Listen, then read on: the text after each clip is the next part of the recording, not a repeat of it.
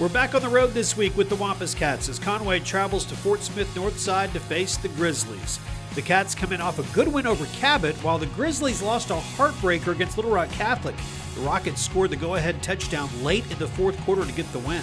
Should be an interesting night. Conway is banged up and relying on its depth, while the Grizzlies are trying to find their way with a young, athletic team.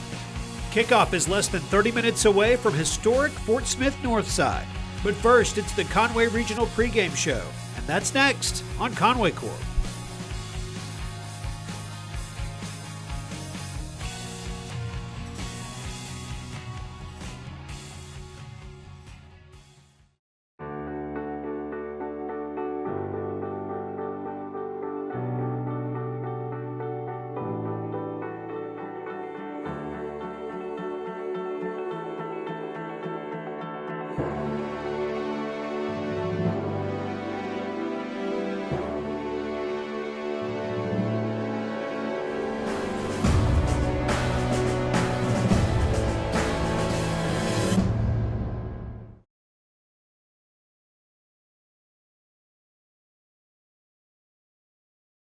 Joining us now is Dr. David Naylor from Conway Regional. We've known Dr. Naylor for a long time. It's great to have him in the studio with us. And we're past the halfway point of the season. I want to talk about a few things, but first of all, let's talk about staph infection, which is something you and I have never talked about. We've talked quite a few times, but never about staph infection. First of all, what exactly is that? So staph infection is caused by the bacteria Staphylococcus aureus, and it is transferred through cuts, abrasions, anything like that. We see a lot of these obviously in football. People don't think much about wrestling, sometimes even basketball. And what happens is you get a skin infection. Usually it's a raised red area, very painful. Sometimes there's multiple lesions, and usually it gets in your body by a cut. So if you come into contact with the bacteria, wrestling, through touching somebody, football, obviously getting tackled, blocking, etc., then we get this bacteria that causes an infection. So what can you do about it? If you do end up having it, what do you do? The best thing you can do to keep from getting it is have good hygiene. Okay. So as soon as practice is over, I know at Conway High, they wash their jerseys for them, wash their uniform. Okay. I'm sure, which helps prevent this. Sure. But if you're basketball, wrestling, any of that, first thing you do is wash your stuff when you get home. Okay. You don't leave it out for weeks like we used to do back when I played. So you get your stuff washed. If you get an open abrasion or cut, get it cleaned immediately. Take a shower right after participation, whether it's game, practice. And if you should get one of these lesions, obviously get seen to keep it from getting, because these lesions can get very large quickly. Is it something that's related to the time of year at all, or is it just strictly you're working out, you're exercising, you get an abrasion like that, or is it related to it being the fall? Usually not related to the time of year. It's more just the exercise, getting, when I say a cut, it could be a small abrasion. You see the guys in football, especially now that all the fields are turf, you know, we're covered, which I think is a good thing because they get these abrasions all over. And, you know, these are 16, 17, 18-year-old athletes. They're always not perfect on the hygiene. Right, they think they're indestructible. Now, something that is this time of year, though, is flu season. So what about for the weekend warriors, much less the athletes that we watch? We need to be getting the flu shots. We're already seeing the flu here in Conway. It's scattered right now, but it's still, this is very early for this time of year to get it in October. We're still seeing that. So everybody, including their families, needs to get in and get a flu shot. And hopefully the vaccine's really good this year and we'll get good prevention on the shot. Hope so. Thank you, Dr. Naylor. Good to see you. Yeah, I appreciate it. All right, we'll have more Wampus Cat football coming up on Conway Corp.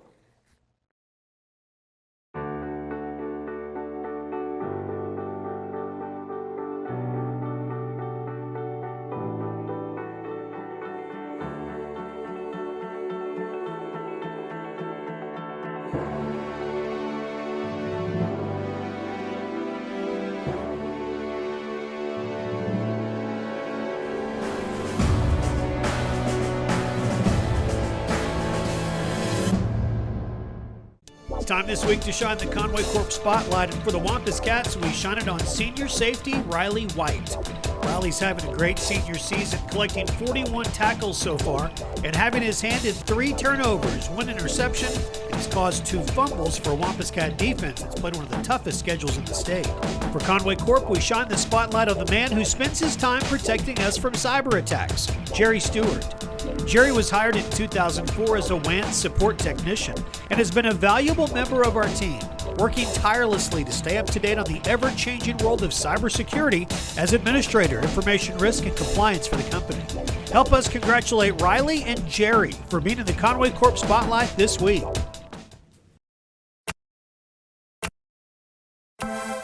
You don't wake up thinking about internet speed, electricity, reliability. Your mind isn't on advanced treatment facilities or customizable systems. You don't have to think about any of these things because we do. Conway Corp, always on.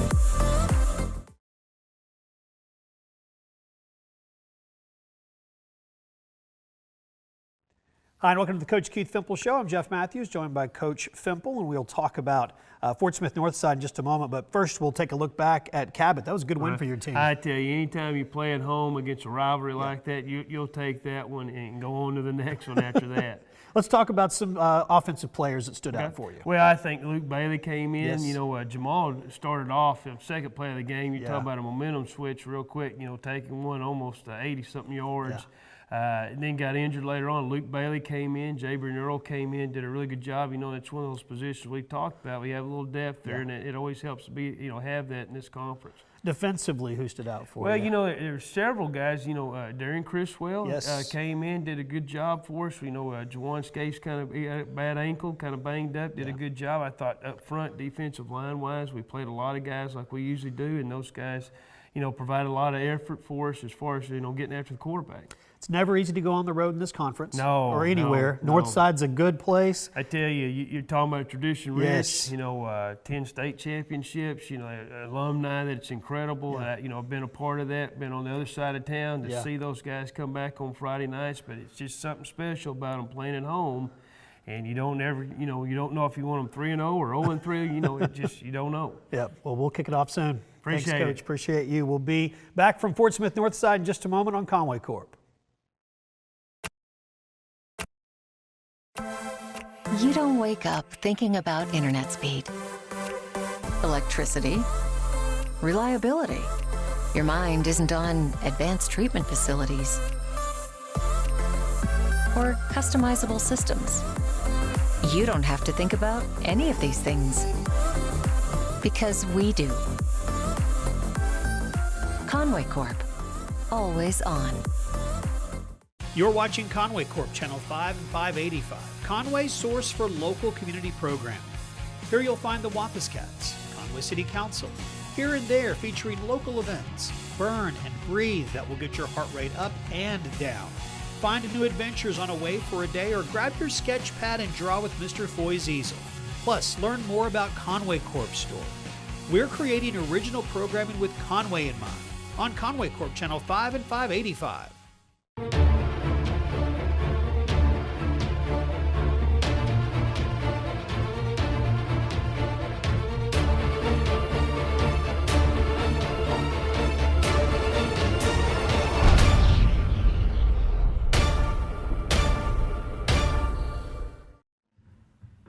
Hi, everybody, and welcome to Fort Smith Northside High School. It's Mayo Thompson Field is where we're going to be playing tonight's game. The Wampus Cats against Fort Smith Northside. It's a winless Northside team, but it's a good winless Northside team. They've gotten close to getting a couple of victories, and they are talented everywhere. The Conway Wampus Cats still kind of beat up, though. Yeah, this Northside team's kind of a hard team to judge, especially in conference. They played some really close games, and for me, it has the classic trap game feel tonight? You're coming off a big win against Cabot. You got homecoming next week, but you got to take care of business here on the road. Well, the good news about the injury front is, the bad news is Manny Smith is still not back, but we've got Troy Wiseman back on defense, and we've got Jamal Bethune back, who we saw have a great start last week, but then got hurt. And this offense answered every question I had about them a week ago, so that gives a lot of confidence. This ground game has really improved, and the passing game so much better efficiency last week. Third downs, still a little concerning. We'll be talking about that in my worries later. All right, we'll do that coming up real soon. We'll have the kickoff for you in a few moments. We'll meet the starting lineup and have Levi's worries and concerns. It's coming up on Conway Corp. We don't schedule the appointments, but we connect them. We don't read the x-rays, but we stream them.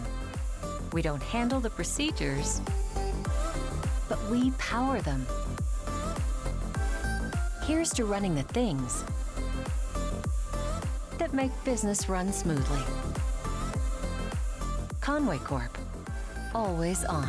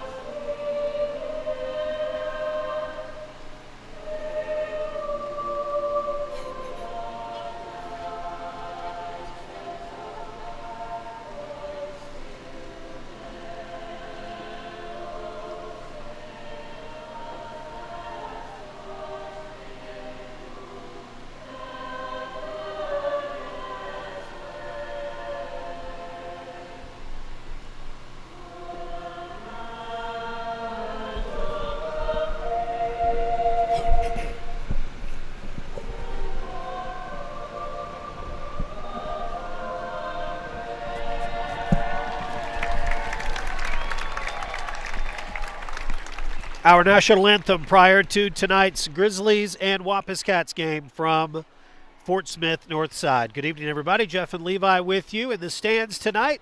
Beautiful sunset in the west, just here in the western Arkansas. And great shot of the flag rising as the anthem was being sung. Levi, excited to be here. Should be another good football game. There are some honorees that they took part before the game, as they talked about Cody Burns, who was a player at Auburn and who is now an Auburn football coach. Of course, they play up on the Hill tomorrow. And Brent Goodwill also, who plays played the NFL. So a couple of the more well-known Grizzlies were honored here tonight. And I wonder if they got a chance to talk to these Grizzlies, probably get a chance to kind of get them ready for tonight's game as Northside is playing host to Conway. Well, I hope they're better football players than inspirational speakers, because we don't need the Grizzlies to come out inspired tonight. That's true, Jeff. This is a fun stadium. I forgot how much I liked doing games here. Of course, I always like being out among the people, our Conway people, that is. Yeah, it's an old-style stadium on the older of the two high schools here in Fort Smith. Let's talk about the concerns and worries that you have as we're now into week 4 of 7 in the conference season. Cats are 2-1. Grizzlies are 0-3. So last week I was worried, and Conway came out and put all of my fears at ease. So to honor that, I've only got 2 concerns this week. All right. Normally I have 3, pared it down to 2. Number 1, this has been a concern all season, and I'm beginning to wonder if this is just who this Conway offense is. Third down conversions, only converting 24.6% on the year, and I couldn't believe this. I had to look at this stat a number of times. 0 for 7 last week. We got to be better. We got to do better than that on the road if you're going to come in here and get a win against a Northside team that's hungry to get their first conference win. And my second concern, feeding off of that, is just don't look ahead. You know, we're coming off of this big win against rival Cabot at home, and you've got homecoming next week against Central, and you've got a winless team in front of you, winless in conference play. Right. don't look ahead. You got to take care of business tonight. If you want to still be in the hunt for that 3 seed, maybe even that 2 seed, you got to take care of business here at Fort Smith. The last 2 weeks, Northside has lost to Catholic and to Central. The loss to Catholic, they were winning 21-7 in the second half and lost that one by 3, 24-21.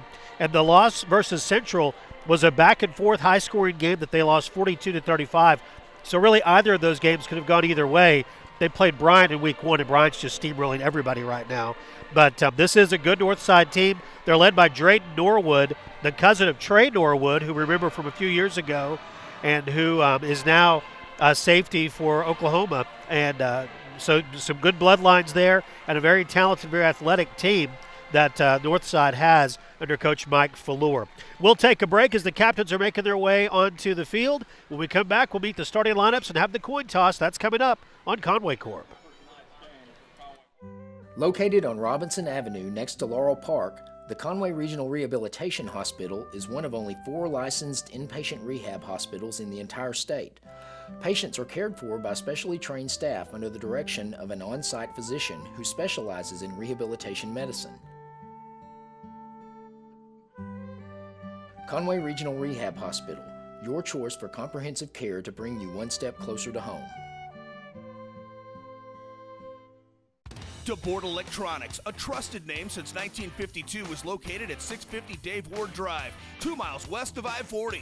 DeBoard Electronics offers state-of-the-art options to customize your Yamaha golf cart or your Polaris side-by-side and even your boat. With cutting-edge products, you will look good and sound good when you're cruising the water. So enjoy your time on the lake listening to your favorite tunes thanks to DeBoard Electronics, 650 Dave Ward Drive in Conway.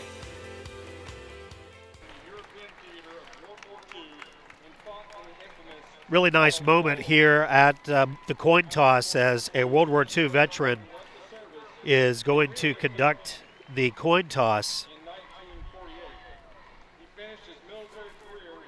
Might have seen as the Wampus Cat captains were making their way onto the field, they walked past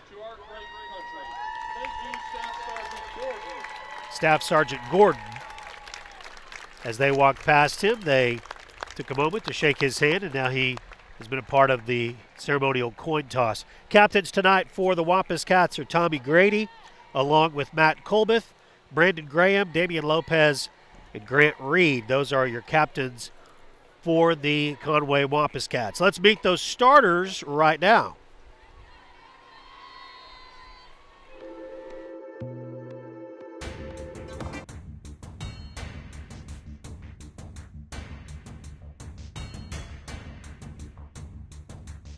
Nick McEwen, number 12, senior. Luke Bailey, 25, senior. Slade Smith, number 8, senior. Bryce Bohannon, number 20, junior. Shane Smith, number 13, senior. Nathan Moix, number 10, junior.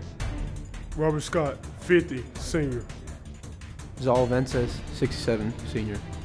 Damian Lopez, 58, senior. Grant Reed, number 60, senior. Hayes Denton, number 70, senior.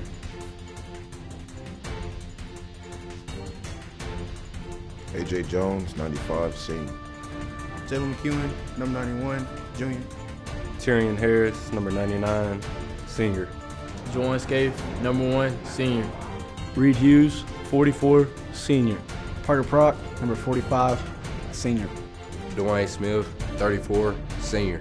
Troy Wiseman, 12, sophomore. Jalen Vance, 16, senior. Riley White, number 31, senior. Traylon McClure, number 17, sophomore. Will Hogue, number 6, senior. Ashton Waller, number 9, sophomore.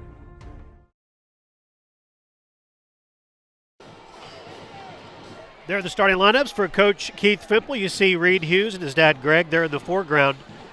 You saw Reed Hughes and Parker Prock introduce themselves back-to-back in the starting lineup. Those are two of the best tacklers in the state. Reed is actually 4th right now in the state in tackles, and Parker Prock is tied for 9th. So 2 of the top 10 players as far as total tackles go in the state, playing linebacker for your Wampus Cats.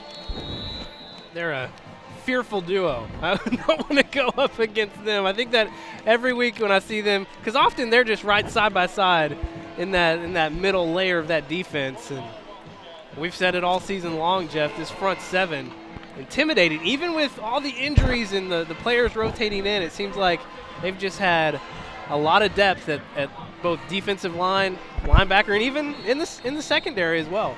Seen some changes back there. Traylon McClure has moved into the starting lineup as the year has gone on.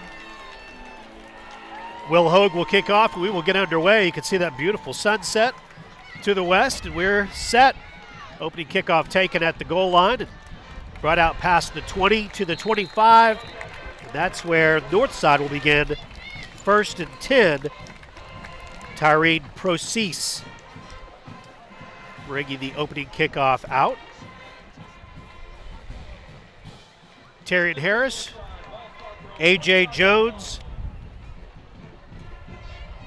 and Jalen McEwen starting on the defensive front. Tommy Grady still in the starting lineup in place of Troy Wiseman. Troy still getting back healthy. First play of the night is the first sack of the night. And that's going to be Terrion Harris. That's his 9th, and now he is tied for the lead in the state with 9 sacks on the year. Matthew Hollenbeck is the starting quarterback, number 14. He will share time with number 7, Drayton Norwood, who will also play back there a little bit. Hollenbeck will keep. Reed Hughes will track him down at the 26, and it will be 3rd down. Reed showing off some of that lateral speed there, chasing down Hollenbeck. Might be doing a lot of that tonight. Yeah, you talked about this particular stadium, and it is really one of my favorites as well to broadcast a game from. But you were right on top of things. We're not more than 30 feet or so from the players on the sideline. Hollenbeck to throw. Tommy Grady tried to get his feet down right here in front of us. Great effort, but out of bounds, and it is going to be 4th down.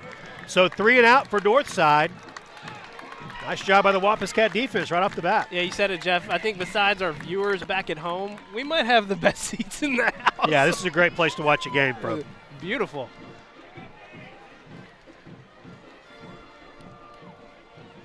Slate Stanton handles the punting for them. And that's a good one. Bryce Bohannon loses it. He had it on his fingertips, and it will be recovered by Northside. James Clayton hustled down and recovered a muffed punt. So it's 1st and 10 Grizzlies at the 38-yard line. Conway's 3rd fumble on the year, 3rd fumble given away. They've fumbled the ball 8 times, but luckily only 3 of them have been covered up by the other team.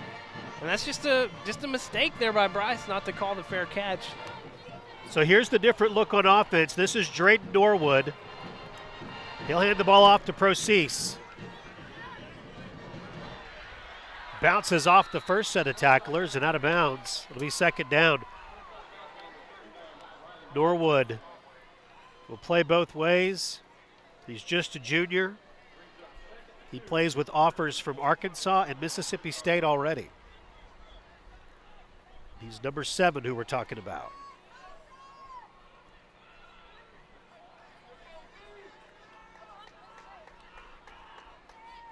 Second down and 2. Hand off to the near side. Tommy Grady trips him up at the 30-yard line. That was Seth Fields. It's going to be 3rd down and short. Ran a long way to not pick it up. We ran a lot of yards to only get 1 yard on that one. Their 2 primary running backs are both sophomores. Seth Fields, 21, and 33, Ty Massey. Now they're going to change it, give him a 1st down. So 1st and 10. Looked like the chain gang had marked him a little bit short. Norwood will change the play from Coach Mike Fallure.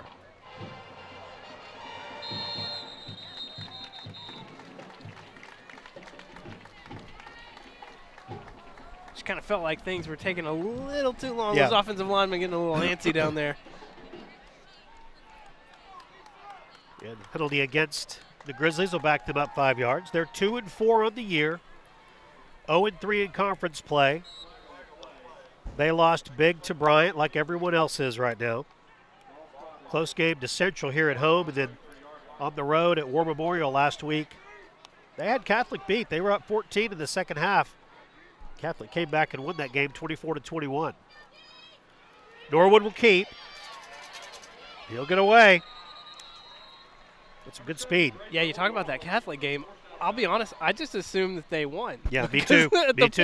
At the point in the game when we left last week, it really looked like they had it sewed up. And until I got into my notes this week doing game prep, I was like, really? Yeah. They did not win that game. Okay. Yeah, I got home Friday night and turned on the highlights and saw the same thing, and I thought, well, that can't be right. They've got the wrong score. But sure enough, Catholic came back and got that win, 24-21.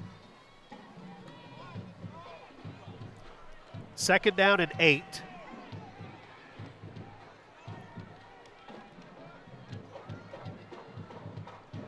Norwood throws left, complete. Caught by Preston Baugh.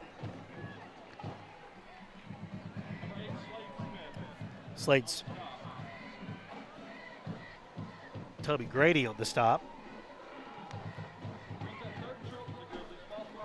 So third down and about a yard. Get an idea of how close everyone is. They're cheerleaders and the players and the fence separating the fans all right there together. Another flag. Jeff, it seems like 2, 3, sometimes 4 or 5 times a game, this defense gets put in awful situations. And it happened early here tonight, but they always seem to find a way out of it. Now it's going to be third and a little longer here. Can they do it again? Be third down and 6. Money down for the Wampus Cat defense. 9:42 to play. Just underway from Fort Smith, live tonight on Conway Corp Channel 5 and 585. Norwood will throw over the middle. Gets his tight end, Clayton.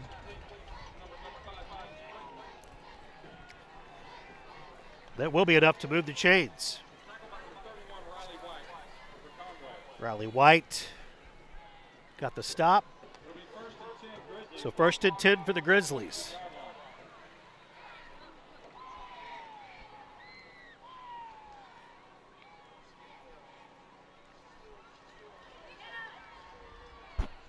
Fields on the carry. And a bunch of Wampus Cats there.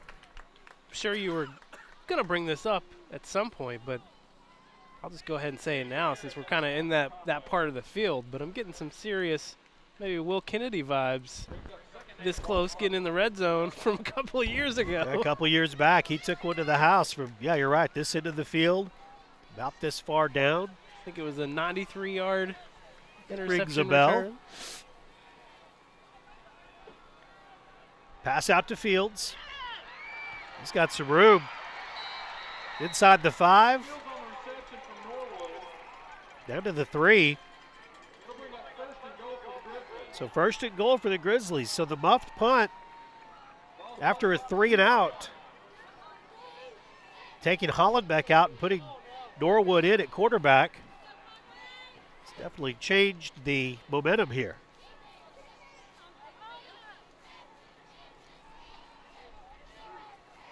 They'll put Jackson King along with Fields. Norwood will keep, dance around, and fall.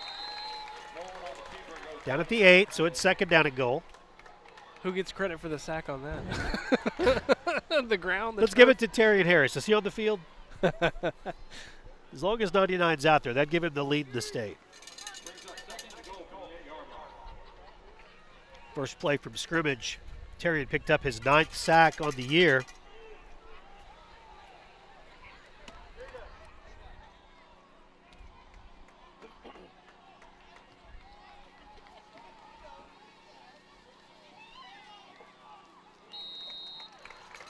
Norwood on the carry. McEwen on the stop. Jalen McEwen, 5'10", 270. Become a bit of a fan favorite. He's made some big plays, some exciting plays last couple of weeks.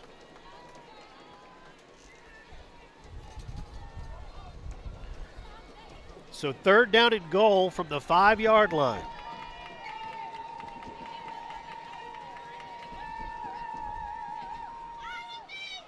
Norwood will throw back. Incomplete. So 4th and goal. Pass was intended for their tight end, James Clayton, 6'2", 220. Riley White had the coverage. Pass was a little too wide.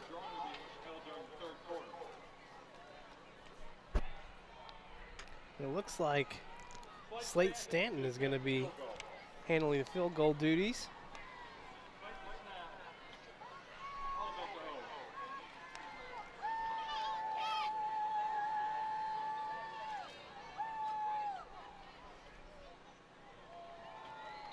Stanton's kick is good. So 7:20 to play officially in the first half, first quarter, and our scores: Fort Smith Northside 3 and Conway 0. Back in 30 seconds on Conway Court. This is my home, and here's my hot water heater, located right above my living room. And here's the mess it made when it leaked. Really leaked. Kind of throws off the ambiance, don't you think? Well, I stayed calm and called the experts at All Clean Restoration. So here it is, my living room before the water damage and my living room after. Or as I like to think, my living room before All Clean, my living room after All Clean. All Clean Restoration, proudly serving all of Arkansas.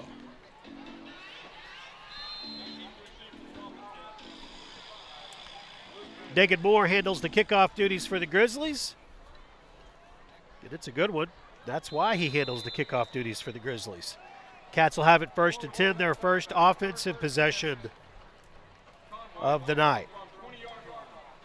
Big stand by the defense, getting put in another tough spot early in this game.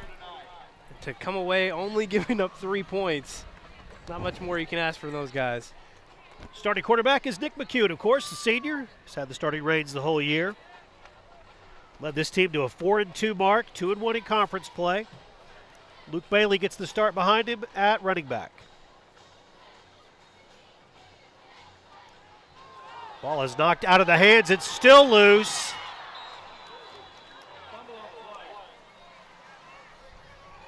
Jacoby Ekman, who's worked his way into the starting lineup. Johnny on the spot there. Recovered the fumble, and it's 2nd down.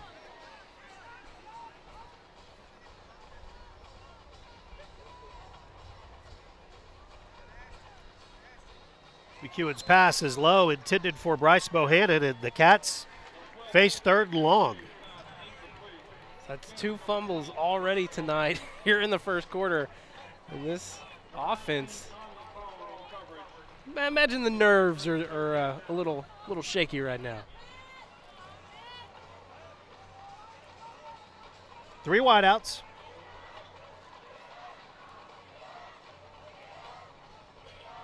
McEwen to throw. Over the middle, in the hands of Bryce Bohannon. He can't bring it in, and it is 4th down. It's a good pass from Nick McEwen right on the hands of Bryce Bohannon. He couldn't catch it, and the Cats give it back. Yeah, good protection, plenty of time.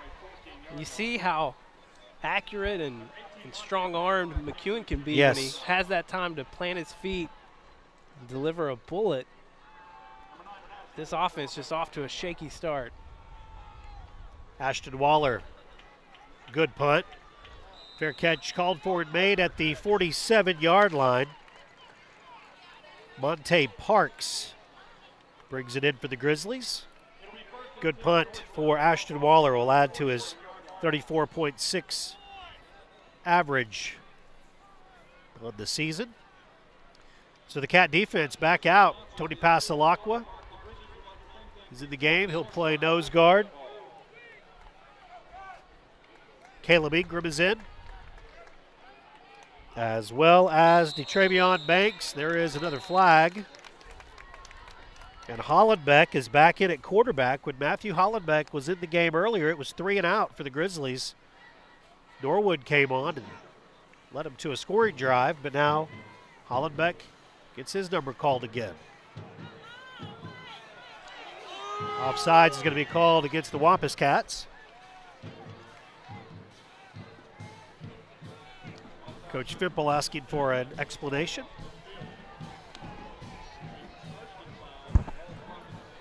Guessing it's Cowboy Night? Redneck.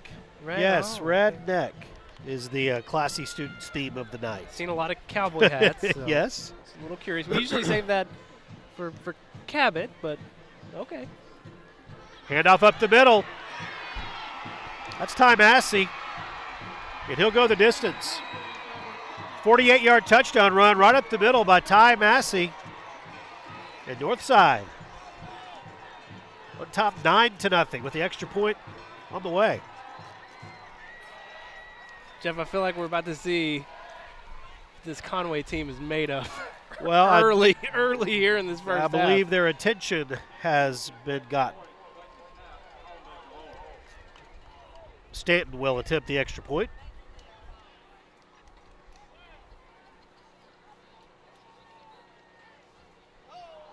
It's tipped. Still goes through. The Grizzlies lead 10-0. We'll take 30 seconds and come back on Conway Court. We are Conway's legacy. Just like our family, Conway continues to grow and thrive. And at Legacy Fencing, we will continue to maintain the level of quality and service that we've provided for the last 2 decades. From our friendly and helpful office staff, to our outstanding installers, to our shop foremen, and even our college interns, fencing will not only be our legacy, but yours. And that's why at Legacy Fencing we say, it's fencing for a lifetime. Up in the stands tonight, and it is 10-0.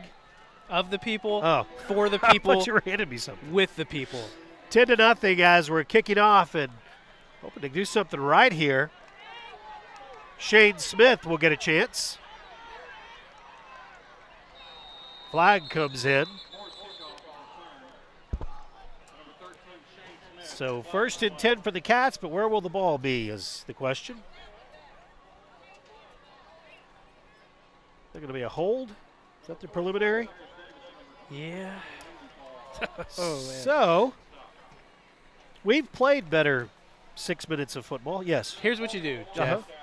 You come out, first play, hand it to Luke Bailey. He's coming off his best game. I don't hate that. Had over 100 yards a week ago. Yes. Didn't have a chance to hand it off to him on the last drive because the fumble, and then you had to play pass. Behind the sticks the whole time. Bailey is set up behind Nick McEwen. 1st and 10 from the 11-yard line for the Cats. There's a flag on the play. From his reaction, I'll say that is going to be called on Malik Thomas, number 95. So the 5 yards are back. 1st and 10 at the 16-yard line. Or excuse me, 1st and 5 from the 16. There's Luke Bailey. Get him going. Good call on that. Down to the 23-yard line. I think, after the muff punt, shaky start on offense, had a fumble there. I think you just come out and relax a little bit behind this power running game. 1st down and 10.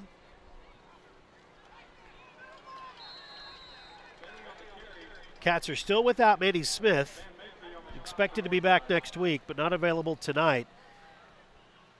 He is dressed out again, and I was watching him in warm-ups. He was moving pretty good. So I think he's definitely going to be ready. Okay. I think he's definitely going to be ready next week. Good. Home against Central for homecoming. McEwen looks left and throws. Complete. Shane Smith. We first got that news because this is how This is how news in high school athletics works now. Breaking news from the Gram. Oh, yes, that's as right. Manny announced on Instagram story that he would be back for Central. 20th catch of the year for Shane Smith.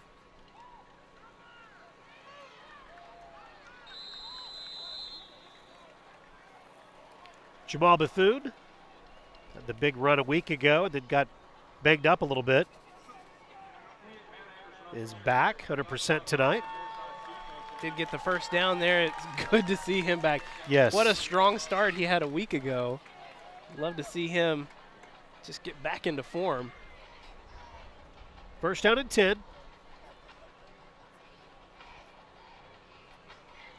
Moinks and Smith to the near side.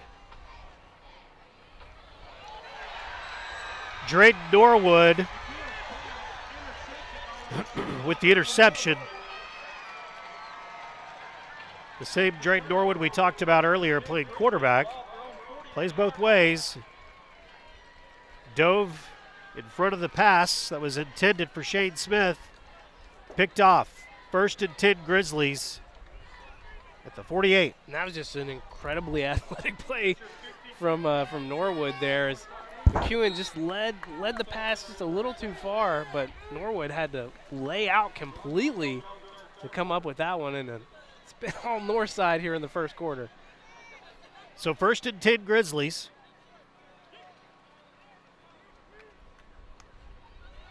Hollenbeck in, he'll throw. Complete to Procease, and he's brought down at the 47-yard line. A 5-yard gain. That's Troy Wiseman. Troy Wiseman and Tommy Grady both in the game, so that's a little bit of a change. The side that's been Jawan Scaife, and we've seen Darian Criswell. Neither of them in right now. It's good to see Correction, Criswell is in the game.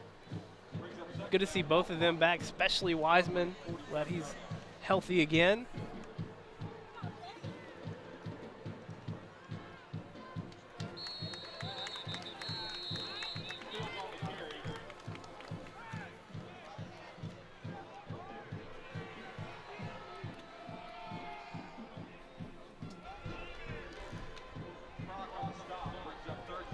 Now, Criswell in the game played more of the and it's Jalen Vance that's missing. I apologize. I was trying to figure out who was not out there. But, yeah, Criswell is in the game at the rover spot. It's Jalen Vance who's not in with both Wiseman and Grady on the field. Flags on the play on third down. Just for full disclosure tonight, friends. Yeah, Jeff Matthews powering through. I'm telling y'all, I don't know that I've felt this bad to broadcast in a really long time.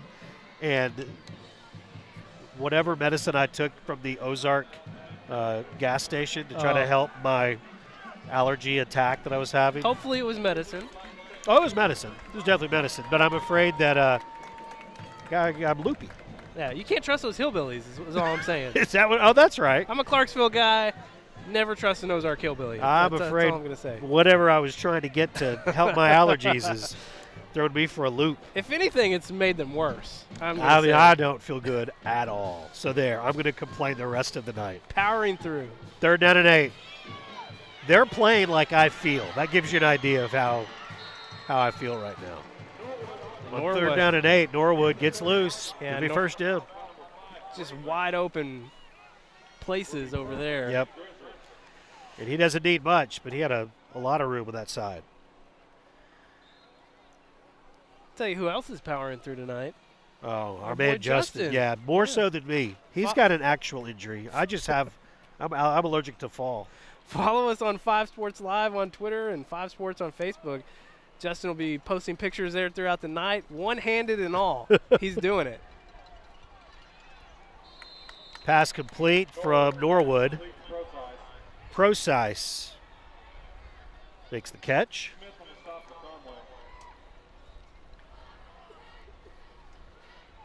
Just in case anyone's wondering, I'm doing great. Are you? Yeah. Well, you're going to have to carry us then. Great night. Are you? And I'm telling you, I'm loving these cut-off shorts that we're seeing from the That's classy students. something right there. I have to get a camera on that at some point. Oh, wow. 2nd and 4. Norwood loose. Big hit, and it will be a penalty flag thrown on Jalen Vance. It's hard to say because it was way across the field. I don't have a good angle on it, but I'm not sure it was a late hit. But again, hard for me to make a solid conclusion this far away. Vance will come out of the game following the penalty.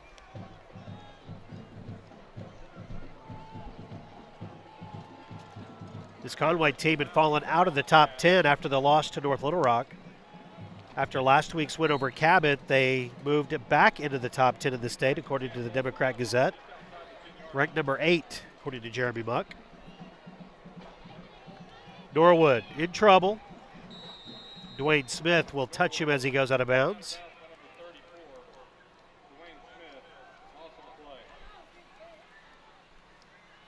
Just over 2 minutes to play in the first quarter, and it has been all Northside. Conway has put the ball on the ground a couple of times. They recovered one of the fumbles themselves, lost another one. Then an interception. Personal foul here deep into Northside's territory.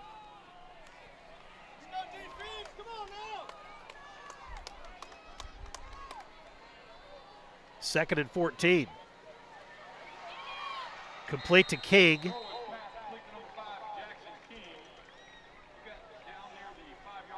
Ball at the 5. It's still going to be 3rd and short here.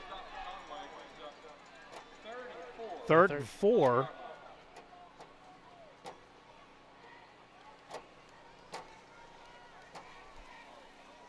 See if they can come up with another big stop here. Just They have hold to. them to 3. Norwood will throw right. That's Massey. And he's brought down at the 2-yard line. Traylon McClure gets the stop for the Wampus Cats. And he's short. It's 4th and a yard. It looks like they Call are it going to 4th go and for 2. And they'll go for it with Hollenbeck back in the game at quarterback.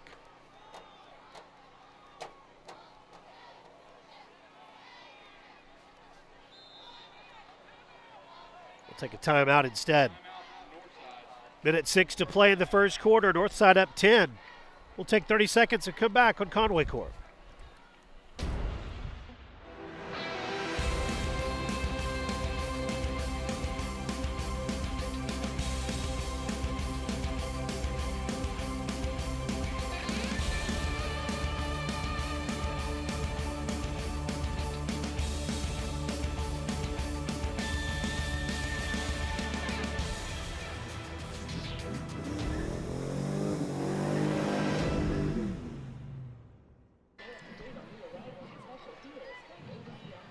A little over a minute to play in this first quarter, and Levi Northside's owned it. They have, and they smell blood, Jeff. That's why they're wanting to go on 4th and 1 here. They want to put this even further out of reach. And I know that sounds weird to say. We're just in the first quarter. A lot of time, but it has been a one-sided affair. Some of the classy students that have made their way over here. The jean shorts you were talking about were actually below the banners. That's probably for the best. You couldn't see that. All right, 4th down. It is not 4th and goal. It's 4th and 1 from the 2-yard line. Whistle and a flag. It'll be against the Grizzlies. Well, so now 4th and 6. It changes things. It does. It does. And a break for the Cats.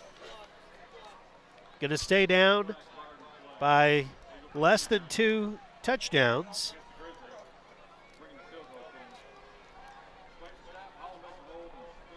See if we get a special teams played here. The last extra point attempt was tipped. See if they get one blocked. Stanton to kick. This one is up, and it's good. So with the minute 3 to go, Northside extends their lead to 13-0 over Conway. We'll take 30 seconds, and we'll be back to Fort Smith on Conway Court. From setting the budget to signing the papers, we guide you through the home buying process and get you the key. Making better happen with First Security.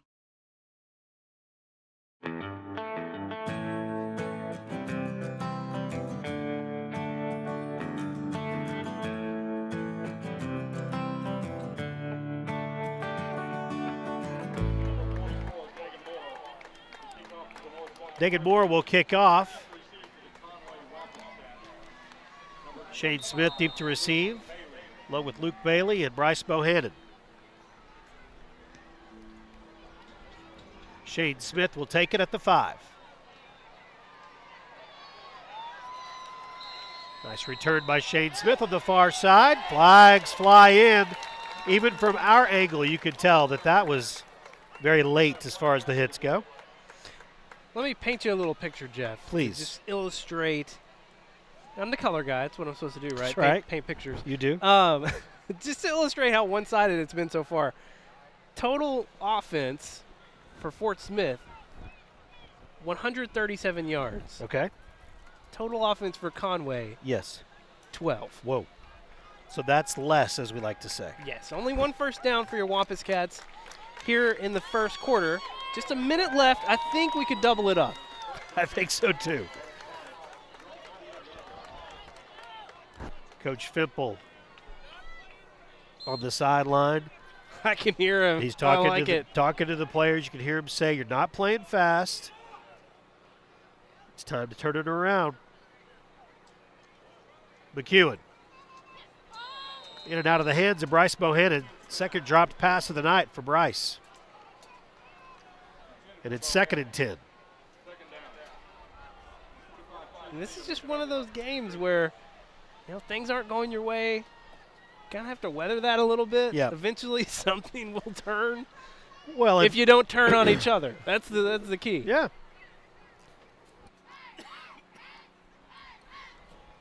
Second and 10. Bailey. Short gain. It's 3rd down.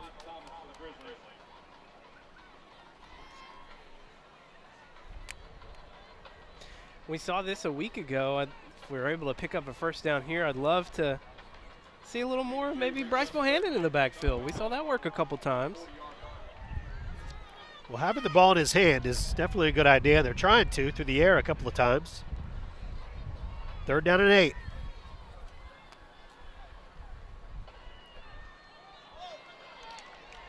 Pass was supposed to be thrown to Bryce Bohannon, but he was picked. Coach Fimple absolutely furious. Rightfully so. Reed Hughes asking what we're going to do next to make sure that everybody's on the same page. I've never seen Fimple this hot. Yep, that's seemed to have been a missed one there. I'll be honest. I kind of thought maybe Bryce thought it was a running play, but I could have read that entirely wrong, and maybe he was just being helped. Out of bounds at the 30-yard line with Ashton Waller's punt. 9 seconds to play, and it's 1st and 10 for the Grizzlies. I think we're just ready to get this first quarter over with. Put it behind. I mean, emotions running high right now. Yeah. And just got to survive the first quarter. That's just what we got to do right now. Survive the first quarter. Thankfully, only 12 seconds remaining. That's right. Norwood back in at quarterback. Handoff to Massey. He had the big touchdown run earlier. Riley White will come in and stop him at the 30-yard line. And that'll be the last play of the first quarter. All right, the first quarter is behind us. Good riddance. Northside leads 10-0 as we go to quarter number 2. 60-second break. 60 seconds and we're back to Fort Smith on Conway Court. Helton's Wrecker U-Haul has the service you need. Whatever the automotive problem, Helton's has the diagnostics to repair it. If you're moving across town or across country, Helton's is your #1 choice for U-Haul in Conway. We have a wide selection of packing supplies for every aspect of your move. Also, we sell and install hitches. Call 327-4696 for a quote. At Helton's Wrecker U-Haul, we are always on our toes. Give us a call at 327-7681. Centennial Bank builds relationships. That's why our bankers roll up their sleeves to support Conway and Faulkner County. They are folks you know and value for mortgages, business loans, and all your personal banking needs. Community involvement and exceptional service from people you know. That's the Centennial Bank way. Centennial Bank's legacy started right here in Conway and is still growing. Centennial Bank, building legacies, one relationship at a time. Got it, you can. Welcome back to Fort Smith Northside. It's 10-0. The Grizzlies have the lead. The Wampus Cats ready to get quarter number 1 behind them. Second down. There was a whistle as the quarter was just getting underway. It's going to be a penalty against the Wampus Cats. Good. Fimple still on fire. Yeah, and rightfully so. Yeah. He is just staying close to that sideline referee over there. And some interesting conversations, I'm sure. One-sided for now. Hopefully it stays that way. Second down and 5. Norwood keeps. We get to the 38. Northside just 2 for 7 on third downs. Third down and 2.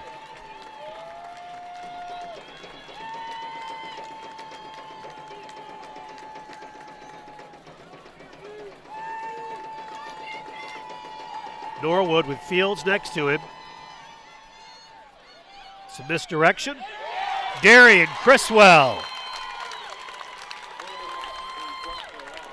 What a big play by Criswell. Yeah, great play by Criswell.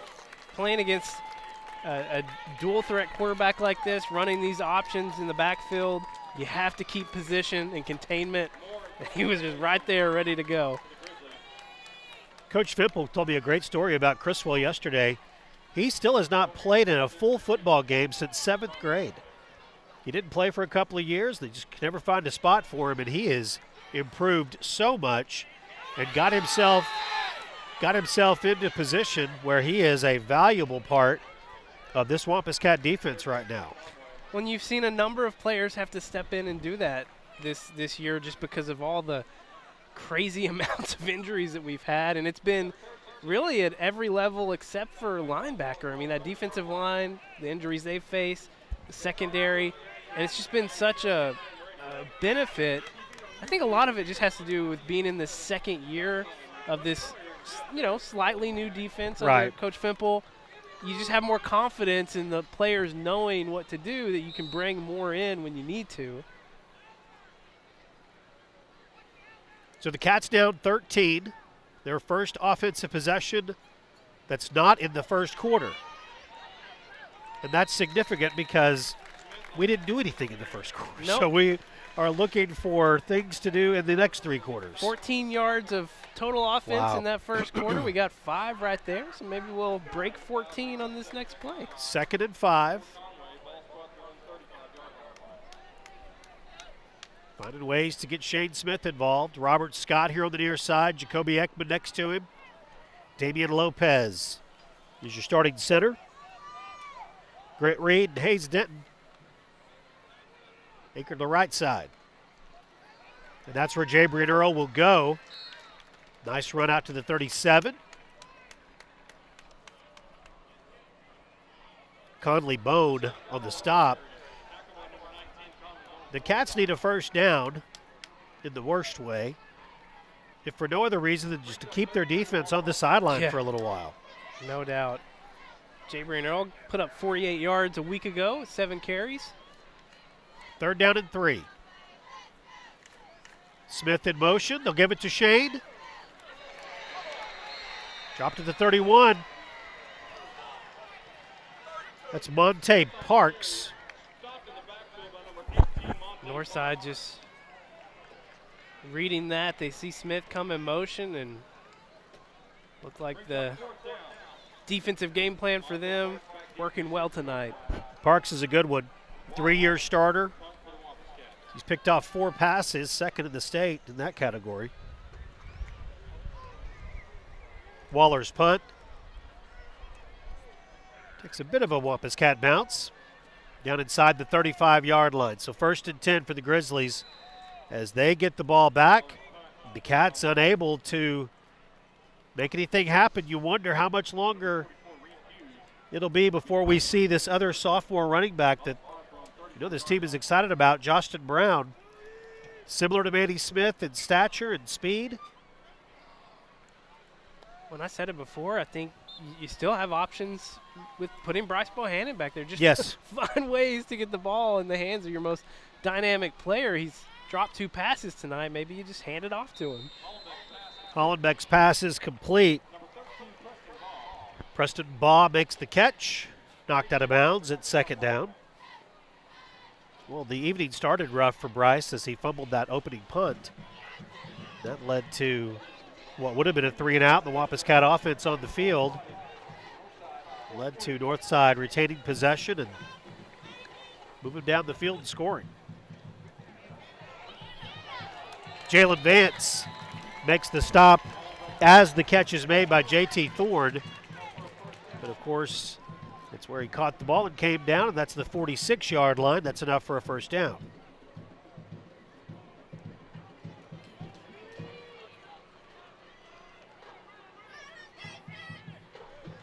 McEwen, Jones, and Harris are the 3-down linemen. Hollenbeck. Quick pass to Thorne. Dwayne Smith, first Wampus Cat there. A.J. Jones and Ashton Waller also teaming up. That was a great job by Vance to come in and attack that lead blocker, to push him back and force Northside to make a choice. And really the only choice was head towards the sidelines, using that sideline as your extra defender over there. 2nd down and 8. Ball's to the near hash mark.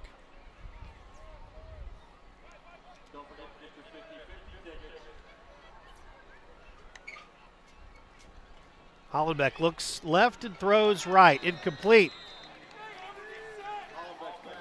Pass was intended for Jackson King. So it's 3rd down. The money down. You can see the hands at the bottom of your screen.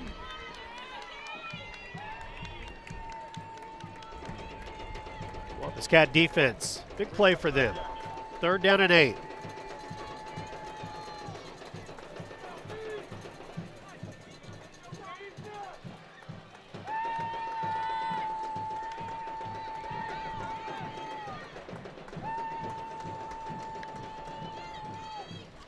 Hollenbeck pressured.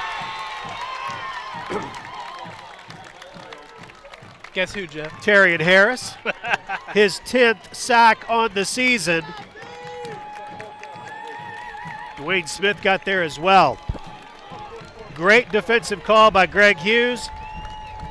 And a great execution by those Wampus Cats. They needed to stop, and hopefully your offense maybe be able to get some good field position here. Bohannon calls for a fair catch, makes it at the 27. And the Cats will have it 1st and 10.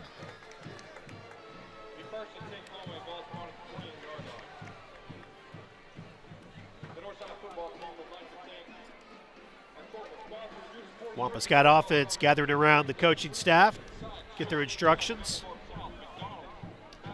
10 sacks, I tell you what, Jeff, that's a big season, and yes, we're just set into the 7th game. Yeah, There's not even still a lot of halftime of the time. 7th game, you're right.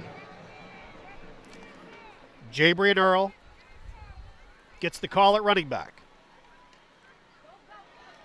Jabrian to the 33. Loose ball, but the whistle had blown. Parks in on the stop. Jabrin will come out. Luke Bailey back in.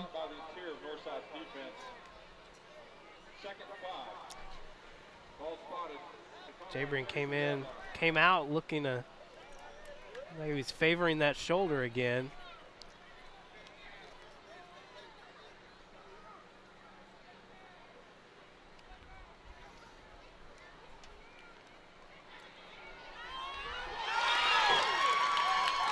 Bryce Bohannon.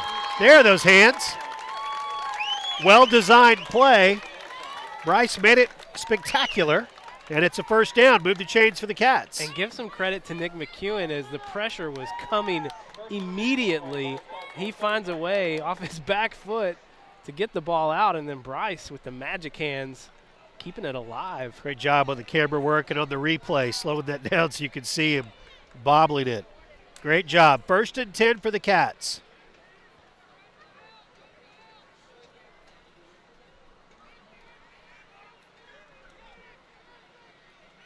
Jet sweep to Bohannon. Bryce dives down to the 48-yard line. Keep using him. Well, at the 47 at 2nd down. You know, with Manny Smith out, even with Manny Smith in, Bryce still probably one of the, I don't know, it's a close race between these two in terms of the most dynamic speed and athleticism on the field, but he's struggled. He's had the fumble, 2 drop passes. Just make it easy. Find some ways to get him the ball. Try and get this offense chugging along. Good defensive pursuit there. Stop will be made on a loss on the play. It's 3rd down and 4, 3rd and 5 officially. Clunley Bone on the stop. Slade Smith out. Nathan Moix is in the game. It's 3rd down and 5. 3rd and 4 officially. Jamal Bethune behind Nick McEwen. Nick will throw. Rolls and throws. It's complete. There's the big tight end. Good to see them working Jaden Williams into the game plan tonight. 4th catch on the year for Jaden Williams. Move the chains. I'd love to see more and more opportunities for him. He's just such a big target out there. And you feel like if you can get into his hands, that he can pick up some extra yards after that catch. You say a big target. He's 6'5", 247. Just a junior. McEwen, complete to Shane Smith. Good job after the catch by Shane Smith.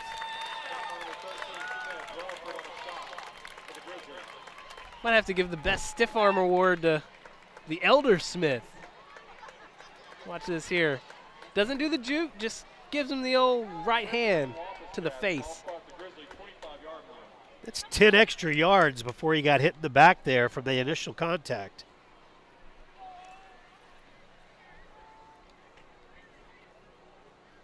Four minutes to go, first half. Cats driving their best offensive possession of the night. Out to Bohannon. Tackled out of bounds and a personal foul. Some additional yards upcoming for the Wampus Cats. And that's the 3rd late hit penalty that we've seen tonight, too, against Northside. I don't know if players just aren't knowing where they are on the field or what. It is, and they've all 3 happened over there, right? That same quarter? Yeah, in that area over there. So following the penalty, it's 1st and goal for the Wampus Cats. 1st and goal from the 7-yard line. Bailey is set up behind McEwen.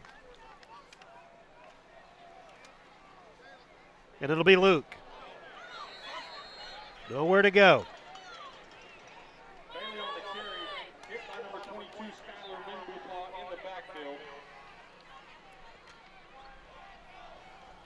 So 2nd and goal.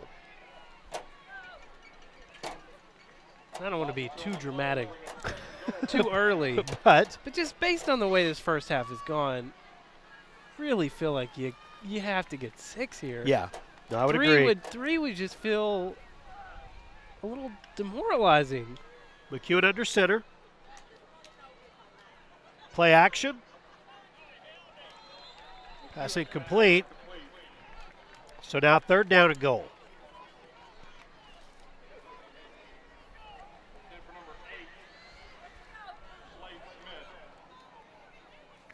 Pass was intended for Slade Smith. It's 3rd and goal. The open field is to the left, and that's where 3 wide receivers are. Smith, Moix, and Bohannon.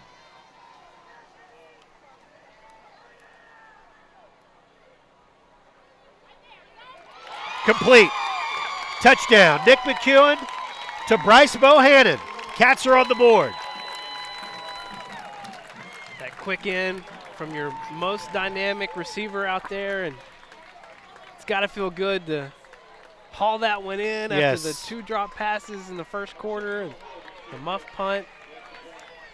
Good job by this offense to finish off this drive. Will Hogue to attempt the extra point. He's made 17 of 19 on the season.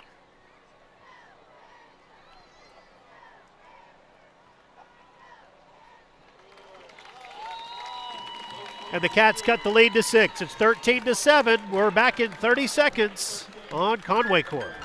Hey, welcome to David's. I'm Alan Bubbas, and this is my father, David Bubbas. We want to welcome you in to try our great beef, grade A choice chuck that you can see in display, all you can eat fries, and a little ice cream at the end. Come experience some of the cutest kids. Bring your cute kids too. We'd love to serve you. At David's Burgers, we're proud supporters of the Call in Arkansas. And you can find out more online about ways to get involved.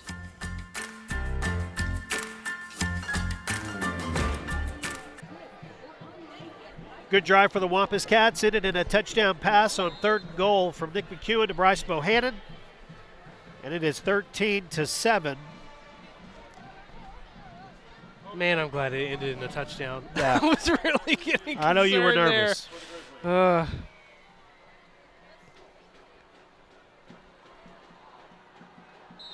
Short kick taken at the 27-yard line. 1st and 10 now for Northside. It just feels good to get something positive to happen, finally. Well, excuse me, what was so strange about it, the first 3 snaps of the game were all very positive. Wampus Cat, Terrian Harris got a sack, defense looked good, 3 and out, punt, muffed punt, changed quarterbacks for Northside, and they drove down and scored and really kind of owned the game for a little while. Cats have battled their way back to within a 1 score. King on the carry. It's 2nd down upcoming. The other note is your Wampus Cats deferred, so they will get the ball to start the second half. And if you get a stop early here, you might get another look at it before the end of this half. 2nd down and 8, just under 3 minutes to play.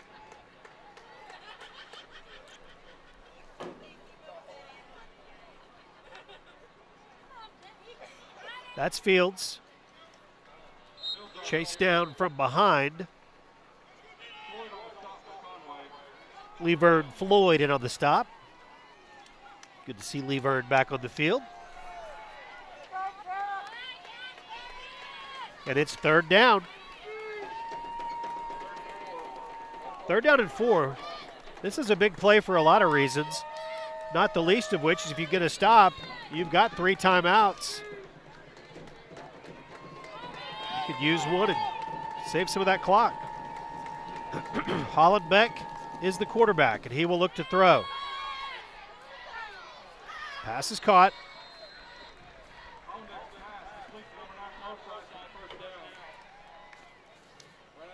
Northside looked like they were just trying to run some clock on those first 2 plays, and now with this 3rd down conversion here, expect them to pick up the pace a little bit. Tahid Procise on the catch.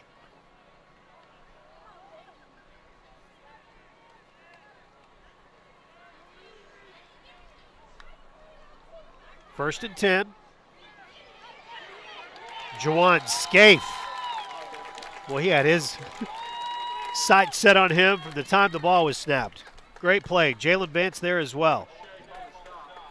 Yeah, Scaife gets first contact with Vance coming in and helping him finish it. Another tackle for a loss. Loss of 3 on the play. And now they slow down again. Yes. Slow the pace down again. Depending on what happens here, I think you might see Conway take one of those timeouts.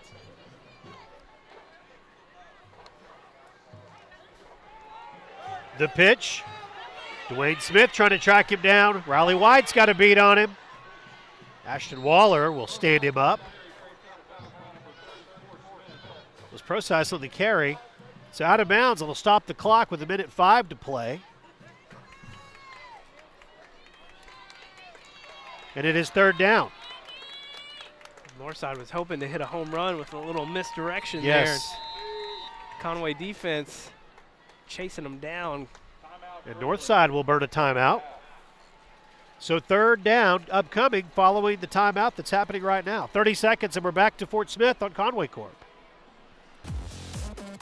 You got insurance to protect your car against other drivers, but are you protecting it against the muddy disasters it faces every day? Zip's Dirt Insurance has you covered. It gives you unlimited washing at any of our convenient locations, starting at $14.95 a month. That's less than 50 cents a day. Protection to keep your car clean without worrying about muddy mishaps. Zip's Unlimited Wash Club. It's like having dirt insurance for your car. Zip in, zip out, zip on. So a timeout used there by Northside. A little bit interesting. Cats are able to hold on to their 3 timeouts. So a stop here. They would definitely have some time with the ball.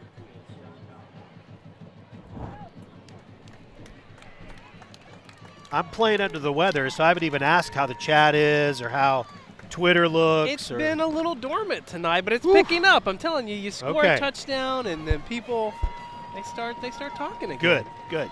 Yep, y'all carry us tonight. Pressure on Hollenbeck, and he's dropped. Who got to him? 95. A.J. Jones got to him.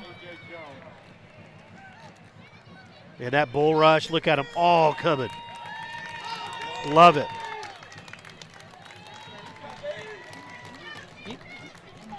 So a timeout taken here with 53 seconds to go. You don't see a lot of teams having a lot of success with those long dropbacks No, against this Conway no. defense.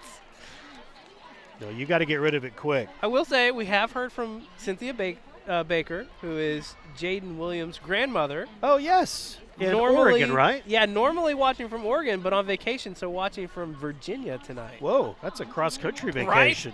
Right? That is quite the travel. Nice. Coast to coast. And, of course, our favorite auntie. Auntie Arletta? Arletta. From Houston? Watching, yeah. She said, let's get on the scoreboard, and we did, so that's a good thing. Also, I saw someone named Zal Vinces was on the YouTube chat as well. So Zal was on the YouTube chat? That's what it says. He's working. He's on the sideline. I don't know. Maybe it's an imposter account. Maybe. I don't know. Zal is the injured All-State left guard for the Wampus Cats. And Coach Fipple said they gave him a visor because he's Coach Zal now. Good punt. Be down. Well, then maybe he just wanted to see a different angle. So he was watching that could have been our broadcast.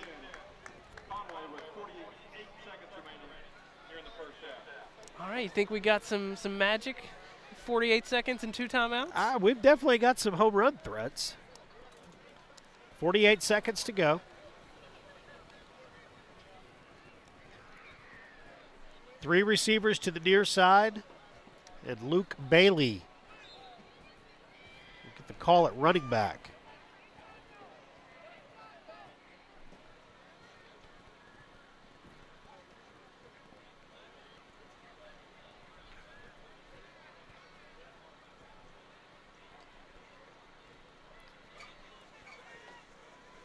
It'll be Luke. Right up the middle to the 24-yard line.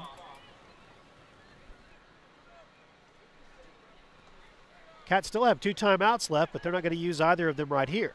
Yeah. Down to 30 seconds.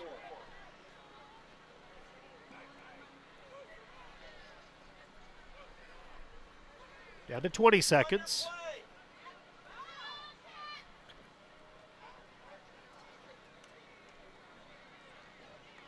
Bailey again. I don't really understand. I don't know why you call the timeout to force the punt more quickly if you're just going to run the ball 2 plays in a row. Unless you're hoping maybe something happens on the punt return. Well, and now they're just let the clock run out. So interesting decision making there at the end, but the first half comes to an end nonetheless. Our halftime score is Northside 13 and Conway 7. It is time now for the Conway Regional Halftime Show.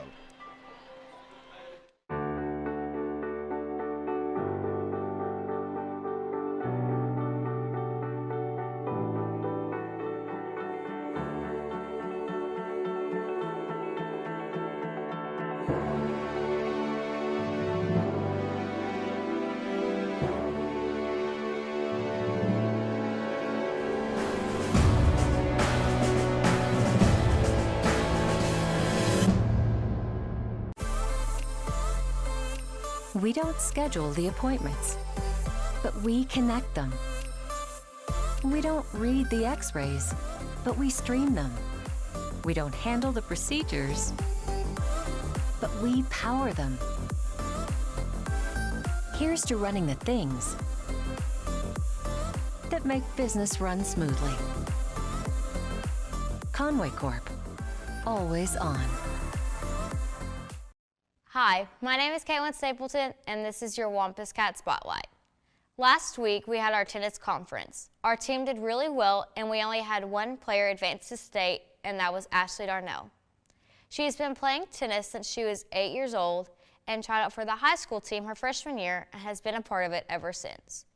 She has been a 4-time All-Conference, 1-time All-State, has won conference once, and has been in the top 10 for the state for USTA tennis, got to go to Auburn, Alabama twice for sectionals, where she came in 3rd. She will follow her education and tennis career at Southern Arkansas University in Magnolia, Arkansas. I asked Ashley what tennis meant to her, and she said tennis is a sport where she can rid all of her emotions, and it's a place where she has met all of her friends. She went to state earlier this week, but lost in the quarterfinals in state, but she did a great job. The team had a great season, and we are so proud of them. Go Cats. Joining us now is Dr. David Naylor from Conway Regional. We've known Dr. Naylor for a long time. It's great to have him in the studio with us, and we're past the halfway point of the season. I want to talk about a few things, but first of all, let's talk about staph infection, which is something you and I have never talked about. We've talked quite a few times, but never about staph infection. First of all, what exactly is that? So staph infection is caused by the bacteria Staphylococcus aureus, and it is transferred through cuts, abrasions, anything like that. We see a lot of these obviously in football. People don't think much about wrestling, sometimes even basketball. And what happens is you get a skin infection. Usually it's a raised red area, very painful. Sometimes there's multiple lesions, and usually it gets in your body by a cut. So if you come into contact with the bacteria, wrestling, through touching somebody, football, obviously getting tackled, blocking, etc., then we get this bacteria that causes an infection. So what can you do about it? If you do end up having it, what do you do? The best thing you can do to keep from getting it is have good hygiene. Okay. So as soon as practice is over, I know at Conway High, they wash their jerseys for them, wash their uniform. Okay. I'm sure, which helps prevent this. Sure. But if you're basketball, wrestling, any of that, first thing you do is wash your stuff when you get home. Okay. You don't leave it out for weeks like we used to do back when I played. So you get your stuff washed. If you get an open abrasion or cut, get it cleaned immediately. Take a shower right after participation, whether it's game, practice. And if you should get one of these lesions, obviously get seen to keep it from getting, because these lesions can get very large quickly. Is it something that's related to the time of year at all, or is it just strictly you're working out, you're exercising, you get an abrasion like that, or is it related to it being the fall? Usually not related to the time of year. It's more just the exercise. getting, when I say a cut, it could be a small abrasion. You see the guys in football, especially now that all the fields are turf, yes. you know, we're covered, which I think is a good thing because they get these abrasions all over. And, you know, these are 16, 17, 18-year-old athletes. They're always not perfect on the hygiene. Right, they think they're indestructible. Now, something that is this time of year, though, is flu season. So Absolutely. what about for the weekend warriors, much less the athletes that we watch? We need to be getting the flu shots. Yeah. We're already seeing the flu here in Conway. Okay. It's scattered right now, but it's still, this is very early for this time of year to get it in October. Okay. We're still seeing that. So everybody, including their families, needs to get in and get a flu shot. And hopefully the vaccine's really good this year and we'll get good prevention on the shot. Hope so. Thank you, Dr. Miller. Good to see you. Yeah, I appreciate it. All right, we'll have more Wampus Cat football coming up on Conway Court. Hi, I'm Reed Hughes, and this is your Conway Sports Report. This week in Conway tennis, Ashley Darnell battled to the second round of the 6A state tournament. Congratulations on your senior season, Ashley. Boys cross country continues to roll, winning their meet in Bryant this past weekend. Cade Swindle finished first place for the boys, and finishing second was Brady Pasco. Sarah Holman won her race for the girls, and Danielle Lewitt placed 15th. Girls volleyball picked up another conference win Tuesday night when they traveled to Central. They faced the Tigers in their territory and swept them 3-0. Mount St. Mary's will come to Conway Thursday night for the Cats senior night. After defeating Cabot this past Friday, the Cats travel to Fort Smith Northside to take on the Grizzlies. We hope you enjoy the second half of play, and we thank you for tuning in to Channel 5 Sports. Go Cats!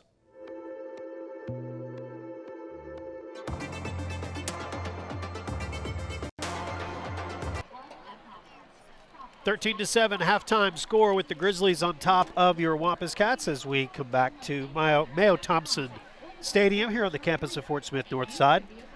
Closer game than it has been, just a 6-point lead right now for Northside. Conway's going to get the ball first, so that's good news. What does the numbers? What do the numbers say? Anything that's positive at all? You know what, Jeff?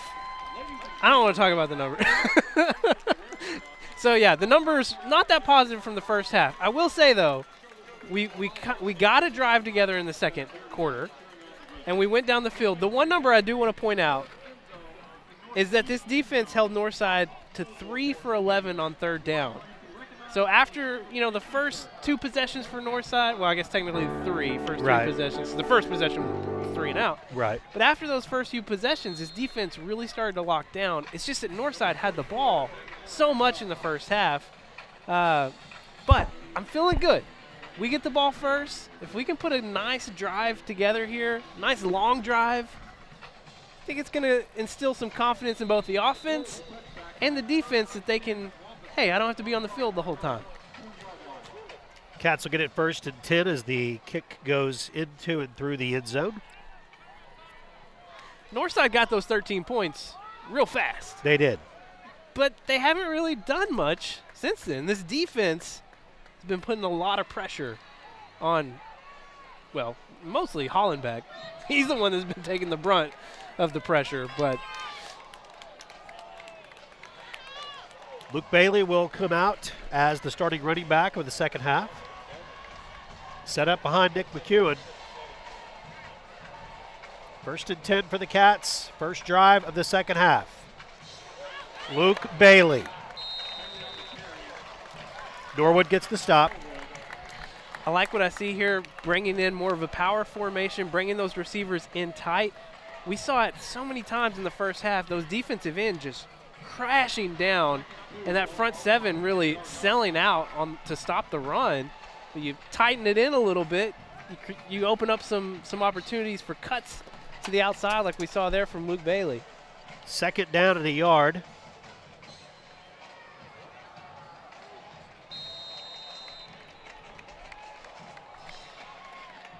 That will be enough for a first down, first and 10 with Luke Bailey. So Luke Bailey, 13 yards in the first half. He's almost got 13 yards on this drive.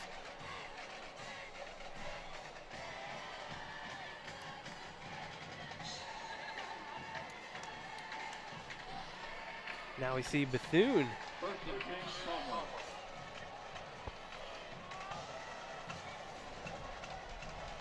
And it will be Jamal. Short yardage out to the 35. Big man Robert Scott getting a little action out there on one of the defensive ends. I think they might still be talking to each other. Second down and 8. If I've ever wanted to be a fly on the wall at halftime, it would have been tonight. I would have loved to have been in there to hear what the coaches had to say.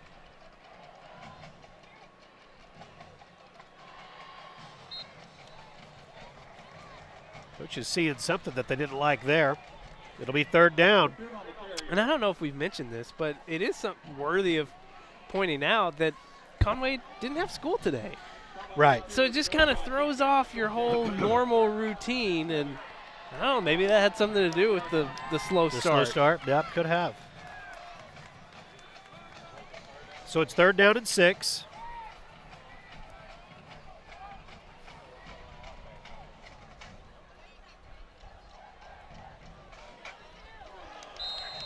Looking for Jaden Williams. It's incomplete. Almost intercepted. Parks was there. And it is fourth down. So not a good start offensively for the Wampus Cats in the second half.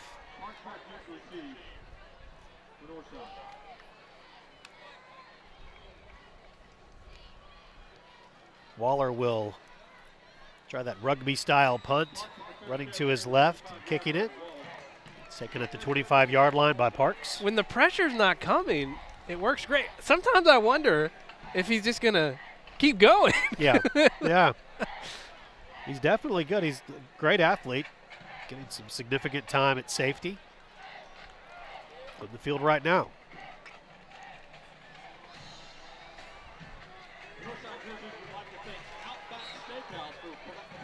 Norwood gets the start at quarterback here in the second half.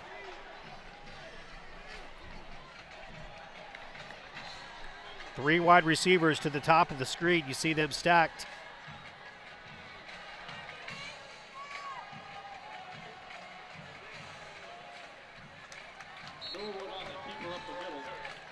Short gain for Norwood. If you're just joining us and you're thinking that name sounds familiar, his cousin Trey Norwood was a spectacular player for Fort Smith Northside a couple of years ago. He's now a member of the Oklahoma Sooners as a safety for them. Actually injured and missing this season, but started as a true freshman a year ago. Drayden, his cousin, just a junior, but has offers from Arkansas and Mississippi State both already. It'll be third down. Said it earlier, this Northside offense 3 for 11 in the first half on third down conversions. Someone was injured on that play for Northside.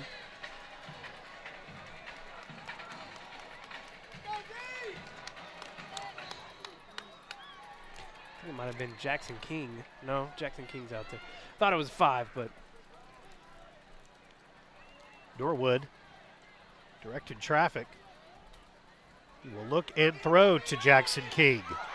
Gets past 2 Wampus Cats. Will not get past Ashton Waller. And that brings up fourth down. It's great pursuit from the secondary. They almost got him behind the line. Great job from the rest to come up in pursuit. Now 3 for 12 on third downs.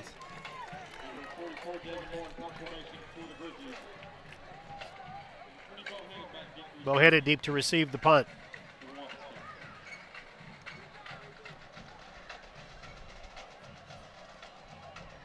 Fair catch called for and made at the 33-yard line. So the Cats offense heads back out trying to get something going.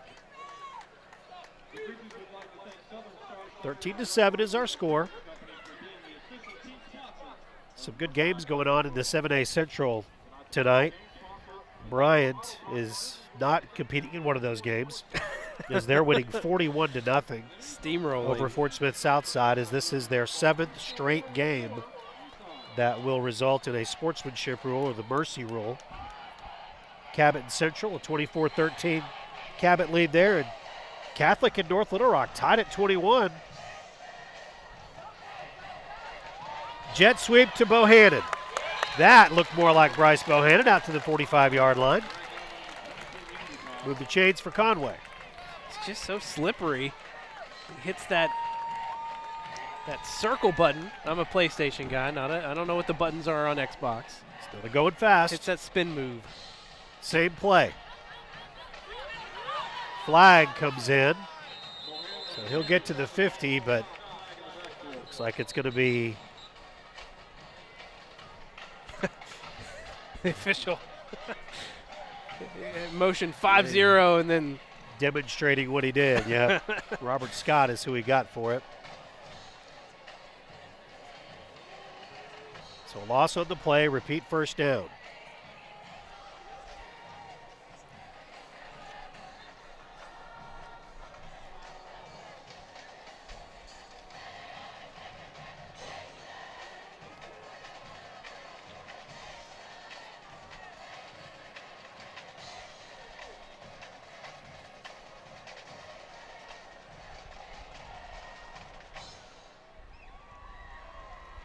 McEwen looking to throw. Intercepted. 5th interception of the season for Monte Parks. And the 2nd throw of the night by Nick McEwen. Yeah, 2 tonight for McEwen, 6 now on the year. And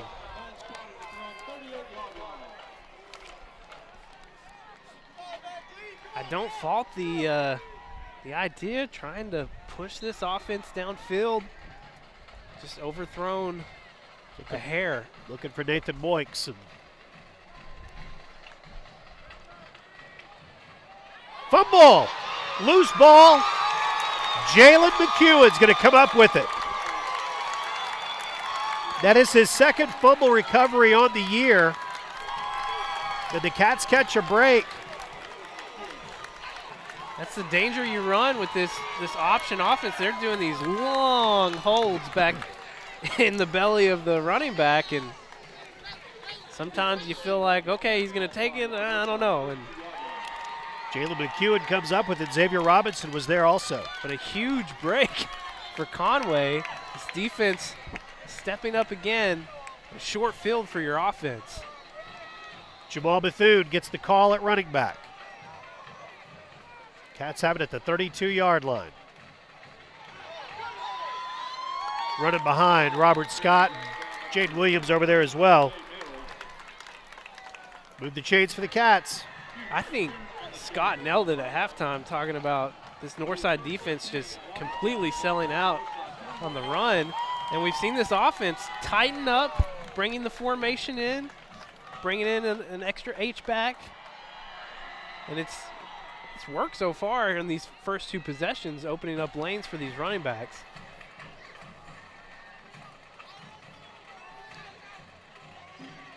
Same direction. Not the same result that time.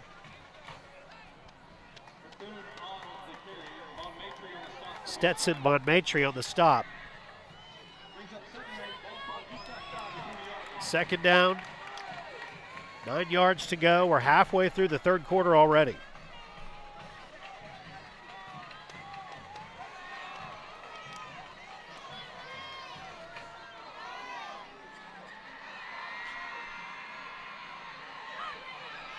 Jet sweep to Bohannon. Van Mitri makes the stop. Cats will face 3rd down.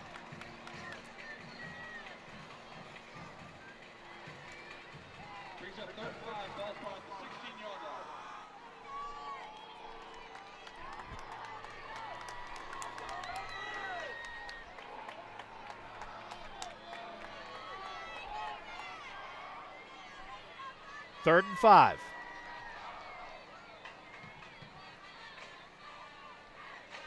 Hand off to Luke Bailey, who runs behind Hayes Denton and Grant Reed over there on the right. Going to be short of the first down. It will bring up fourth down. They're going to bring Will Hogue on to attempt a field goal. I wouldn't have been surprised if they would have gone for it here. It will be a 30-yard field goal attempt from the right hash.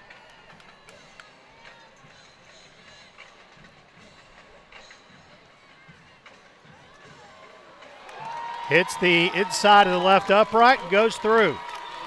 With 4.5 to play in the third quarter, Conway cuts the lead to 3. It's Northside 13, Conway 10. Back in 30 seconds on Conway Court.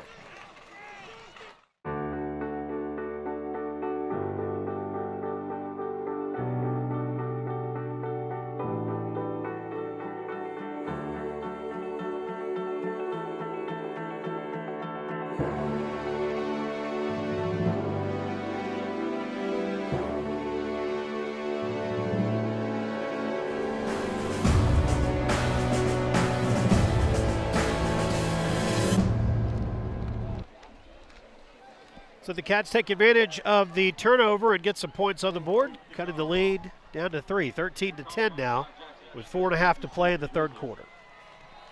Touchdowns hard to come by tonight. It's 3 field goals combined between both these teams tonight. Will Hogue to kick off.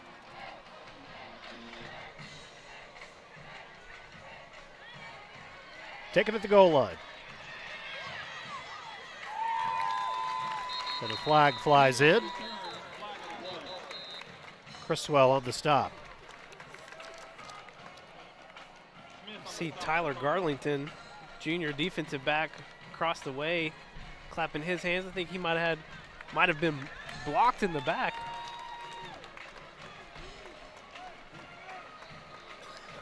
Northside, several penalties tonight. Several against the offensive units. It's going to be holding.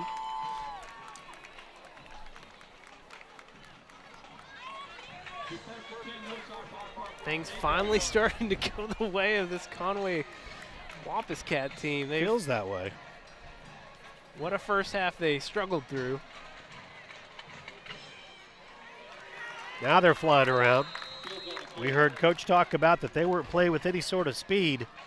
They weren't playing fast. I'm sure that was part of the message. Also at halftime. We literally heard him because it feels like he was only, you know, just a few rows away from us. And we're at the top of the stands here at Fort Smith Northside.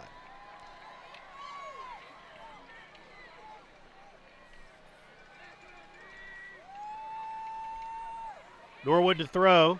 Looks for Jackson King and got him. Get some good yards after the catch for Jackson King. It'll be 1st and 10 Northside.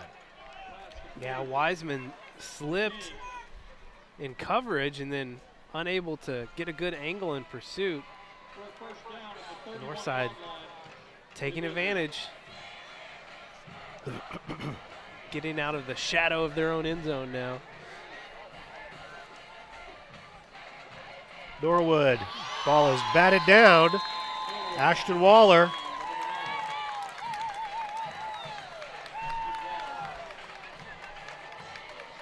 So it's 2nd and 10.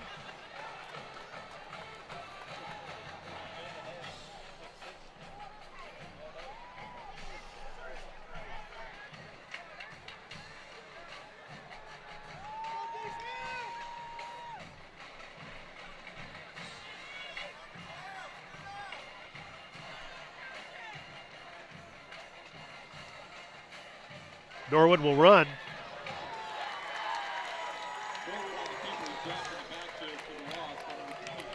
Norwood coming up, calling for a face mask. That official right there. He was looking at it. I thought the same thing. I thought, did he not touch his face mask? It looked like the hand came up there, but I don't know if it actually got a hold of anything. Yeah, I mean, the official clearly had the same angle we did, but just that much closer. It's 3rd down. 3rd down and 12. Another big play for this Wampus Cat defense. Norwood pressured. Xavier Robinson tracking him down. Norwood instead will throw. It goes out of bounds, and it will be 4th down. Good coverage, good pressure. The Cats will get the ball back. Just great pursuit from this defense, making Norwood uncomfortable this entire drive. Conway gonna have another. I'd love to see Bryce have an opportunity to return one. They've got a great punter. He's also the guy that handles their kickoff duties, and he's got a huge leg. Same story again. There's nowhere for him to go. There's been late contact like that a few times on these punt returns. Yeah. I feel like it's happened on almost every one of them. So the Cats will have it 1st and 10, the 40-yard line. Glad you're with us tonight. A lot of folks watch the road games, and glad that you are watching with us this evening back home.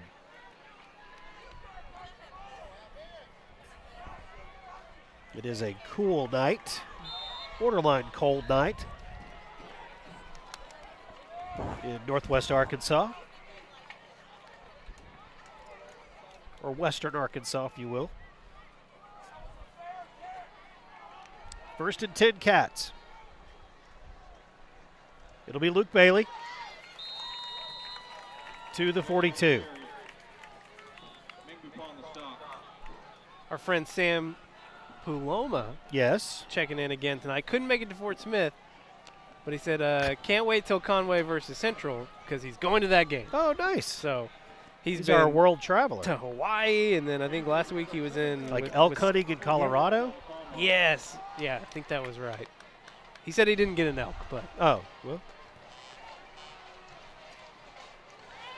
McEwen. Yep, there's the flag. He was looking for Jaden Williams, and Bone got his hands on him. Pass interference, going to be the call. That is definitely one thing doing the game from this angle. And not only can we see it, but I'm sure you can see things differently on your television as well.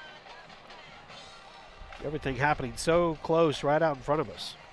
I love it when we're on the road. I love being out in the stands. It's just such a different experience getting to call the game from the stands. And Jaden Williams, we've talked about how big of a target he is. Sometimes those defensive backs and linebackers think they can manhandle him, but can't get away with that. Bone, 5'9", 165, was charged with keeping up with the 6'5", 240-plus Jaden Williams. Luke Bailey gets the call to the 35. Jacoby Ekman pulling guard on that play. Bailey giving his blocker some time to get out in front of him. He cuts back inside, picks up a few more yards. 2nd down and 3.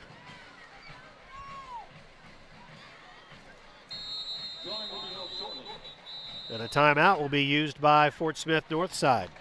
They saw something they didn't like, and they want to stop the clock here with 1:38 to play in the 3rd quarter. We'll take the timeout with the teams on the field. 30 seconds and we're back on Conway Court. Located on Robinson Avenue next to Laurel Park, the Conway Regional Rehabilitation Hospital is one of only 4 licensed inpatient rehab hospitals in the entire state. Patients are cared for by specially trained staff under the direction of an on-site physician who specializes in rehabilitation medicine. Conway Regional Rehab Hospital, your choice for comprehensive care to bring you one step closer to home.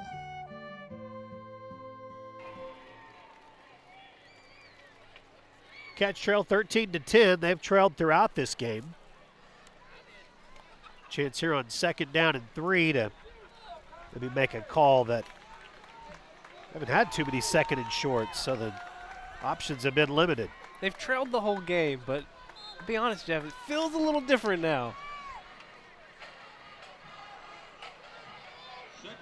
Jamal Bethune back in at running back.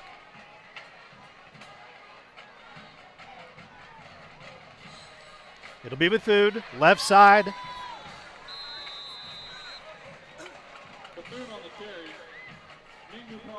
It'll be short, 3rd down.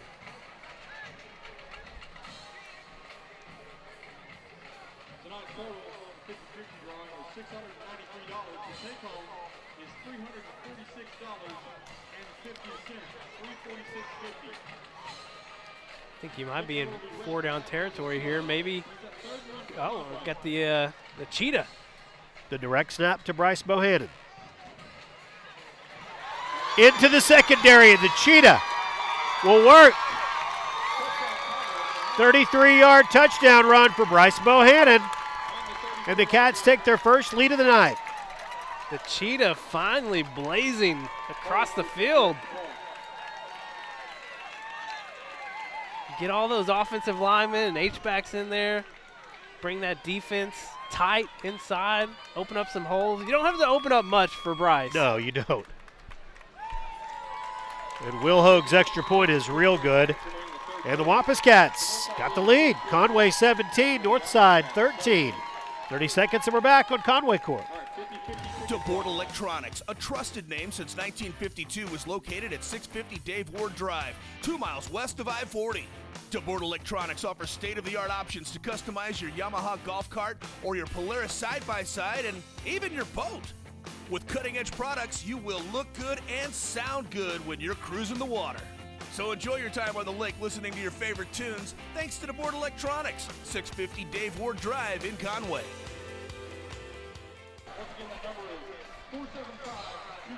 A Bryce Bohannon touchdown run. Good to see Bryce get on the board. Had a rough start to the night. Scores from 33 yards out there. And the Cats have their first lead of the night. And Will Hoag's kick goes deep into the end zone. And it will be Grizzlies football, 1st and 10. Jeff, this Conway offense creeping closer. They're now just 7 yards behind Northside in total offense. There's a much larger gap between those two numbers in the first half. This offense for Conway finally finding some success. Hollenbeck will take the snap and hand it off to Fields. Fields fumbled last time he had the ball. Short yardage that time.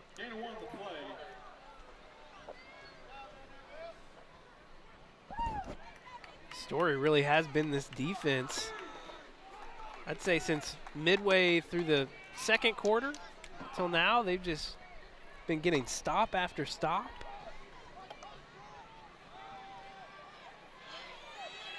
Hollenbeck wanted to throw, instead pulls it down. And he will be stopped at the 26. Will be 3rd down. Great job by this secondary. You see your just 10 seconds to go. They may not get a playoff here.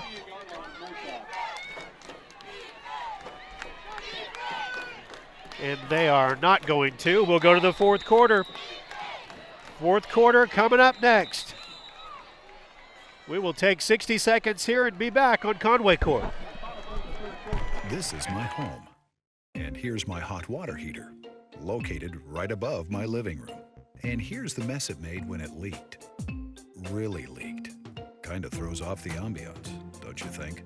Well, I stayed calm and called the experts at All Clean Restoration. So here it is, my living room before the water damage and my living room after. Or as I like to think, my living room before All Clean, my living room after All Clean. All Clean Restoration, proudly serving all of Arkansas. We are Conway's legacy. Just like our family, Conway continues to grow and thrive. And at Legacy Fencing, we will continue to maintain the level of quality and service that we've provided for the last 2 decades. From our friendly and helpful office staff to our outstanding installers, to our shop foremen and even our college interns, fencing will not only be our legacy, but yours. And that's why at Legacy Fencing we say, it's fencing for a lifetime.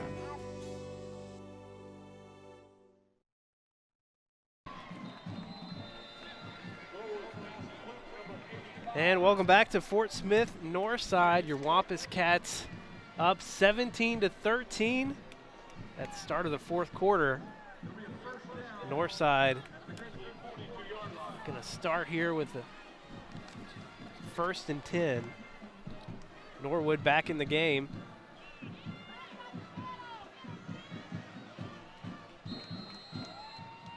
Handoff up the middle, stopped by Brock Parker. Going to be about 2nd and 5.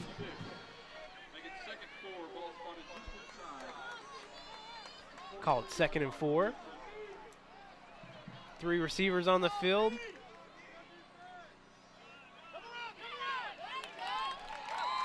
Norwood fakes the handoff on the jet sweep. Quarterback keeper, he's taken down. They say he got back to the line of scrimmage. It's going to be 3rd and 4. Northside converting only 3 for 13 on 3rd downs here tonight. This Conway defense and getting stop after stop here in the second half. See if it continues here. Norwood pass complete to Preston Bow.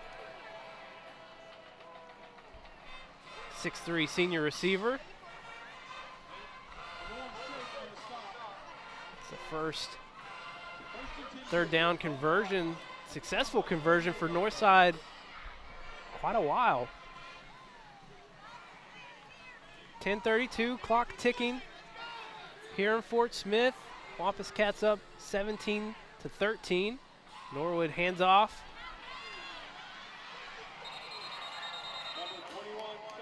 Seth Fields finding a lane out on the right side. It's going to be another Northside 1st down. Goes out of bounds, clock stops. 10:18.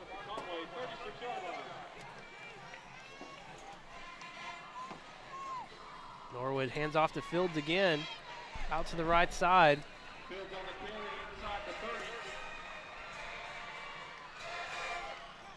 Going to be 2nd and short coming up for Northside. A lot of firsts tonight, Levi. It's all good. Thanks for covering. Man, I'm telling you. Struggling with those allergies, man. It is absolutely destroying me tonight. Well, Parker Prock absolutely destroyed Seth Fields there. That's good because Northside was stringing together a few little successful plays there. Going to have 3rd and 3.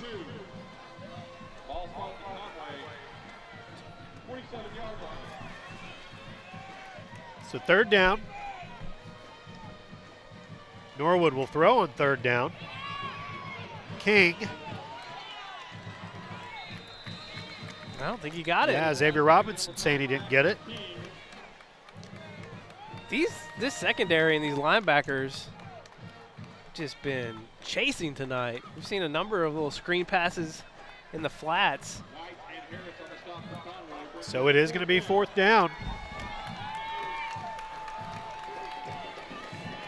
They will go for it.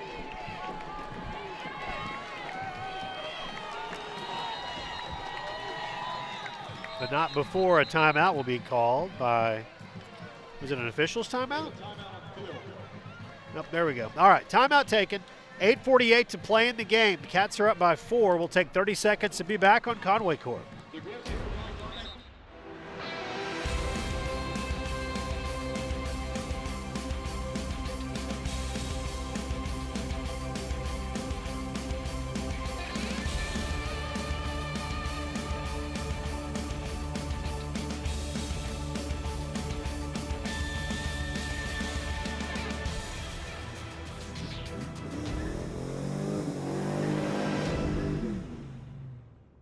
Start the play clock. Well, as it turns out, it was an official's timeout, which I thought was the original indication. And now they're saying timeout for a measurement. Strangest free timeout I've ever seen. So after all of that, now they're going to stretch the chain out. It was very obviously short. Yeah. I don't know why they felt like they needed the measurement there. By a full yard. Might have been a little, hey guys, we messed up. Let's just make it look like we meant to do this. What's situation. something we can do? It's going to be a huge pivotal play here in the fourth quarter. So 4th and a yard. You're sitting up in the stands tonight. You'll start to see the camera shake and hear the noise. That's Massey. And he is going to pick up the first down. Ty Massey, sophomore running back that scored the last points that they had.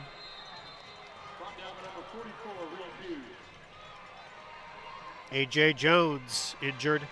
He's getting up slowly. Jacob Walton Connor and Brooke Mines from Conway Regional. Athletic trainers, certified athletic trainers out there helping.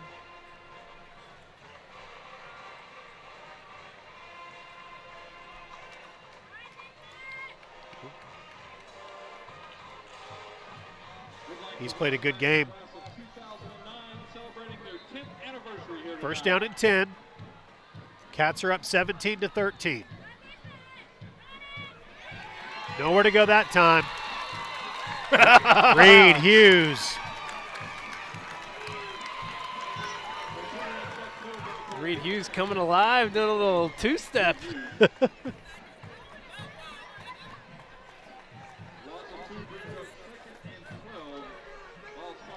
Second down and 12, loss of 2 on the play.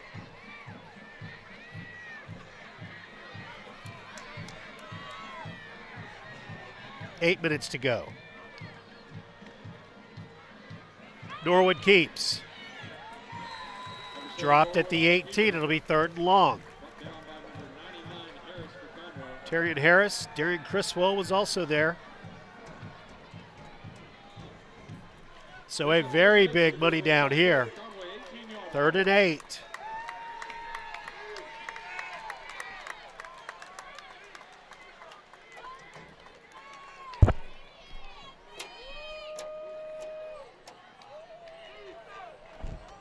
See what Mike Fallour's call is. It'll be a pass. King able to make the reception and get away from the first wave of Wampus Cats, but not the second, led by Reed Hughes. And you could hear the collective terror in the Conway fans. That's the perfect word for it. as they missed the tackle on the initial contact. Just a collective gasp. 4th down. 4th and 10.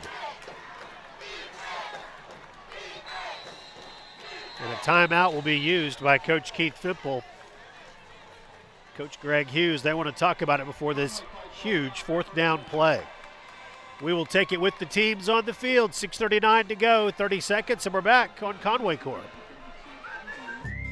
From setting the budget to signing the papers, we guide you through the home buying process and get you the key. Making better happen with First Security.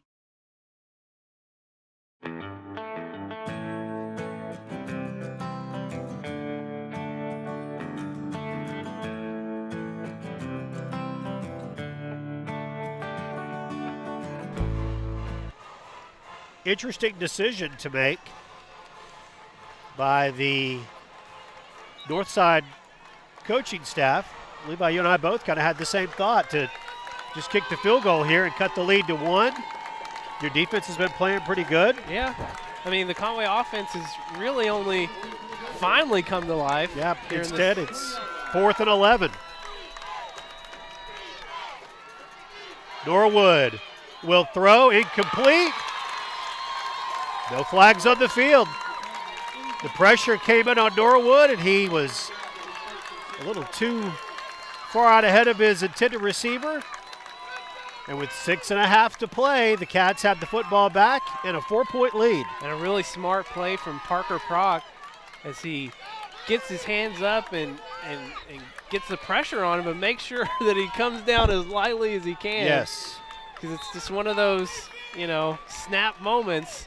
Could go either way on a roughing the passer call, and he smartly and gently comes down.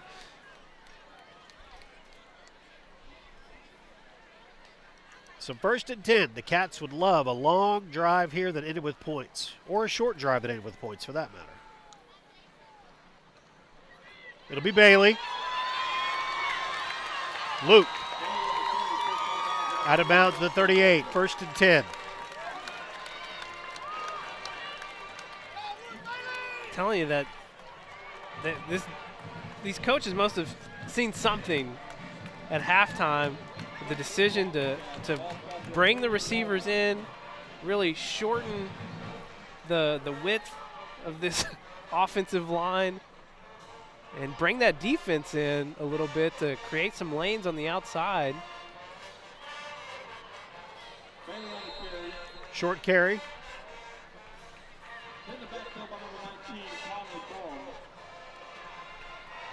Bode gets credit for the stop. The other part is with this formation, you get the ability to bring in Slade Smith, who just had a monster game a week ago in Conway with the blocking he was able to provide. You've got that power set to the left with both Slade Smith and Jaden Williams. And that's the direction that they'll go, but defensive back, or defensive lineman rather, able to sneak through there.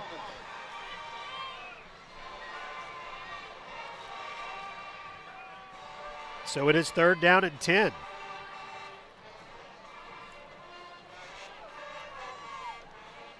See here how much confidence they have in this passing game.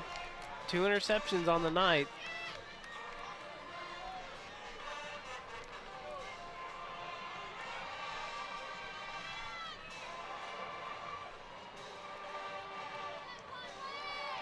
McEwen throws. The pass was behind Bryce Bohannon, and Bryce pulled it in. He dropped 2 in the first half that were right on the money. That one he picked up his quarterback. It was a little behind him, but he pulled it in, moved the chains, 1st and 10. A clutch athletic play from the junior. You said it, Jeff. Just thrown a little behind him and low. The ability for him to twist his body back and get those hands and arms underneath it.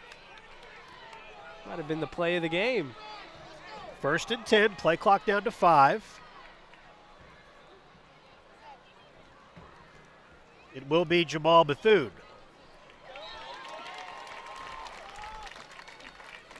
That's about all you want right now, isn't it? Get about 3 yards each time. What's the saying? 3 yards in a cloud of dust? Well, as long as the clock keeps running like it is, both teams have 2 timeouts. There's still plenty of time, of course, but shortening this game is a positive for the Wampus Cats. They lead by 4 and have the football.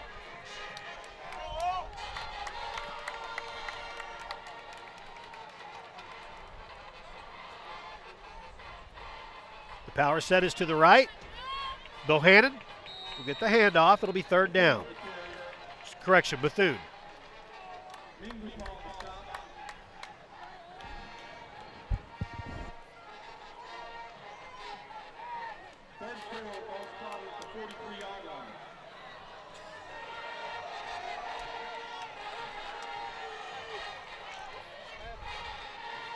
Third down and 4. Back shoulder throw, or the back shoulder show. Since I'm doing this game on whatever allergy meds I'm doing this game on. Whatever those hillbillies gave you. I'm telling you, that was a great throw and a great catch. Moved the chains for the Wampus Cats. Well, it was a smart throw from Nick McEwen as well. He's overthrown 2 passes tonight that have been picked off. This time, he knows how athletic Bryce is. He decides, I'm going to lay it up a little bit and let him come back and get this one. Tick-tock. 1st and 10. Bailey. Luke. Good run for the senior, Luke Bailey. 3 minutes exactly to play on the game clock. 3 exactly. These Wampus Cats might be about to mess around and score another touchdown. Yeah, that'd be great. I'd love to see the time run, but I'd also like to see it 2-score game. This Northside team gave up a second half lead a week ago on the road at Catholic. They were leading 21-7. That's 70 yards now for Luke Bailey, senior. 2 great games in a row now. He gets the carry again.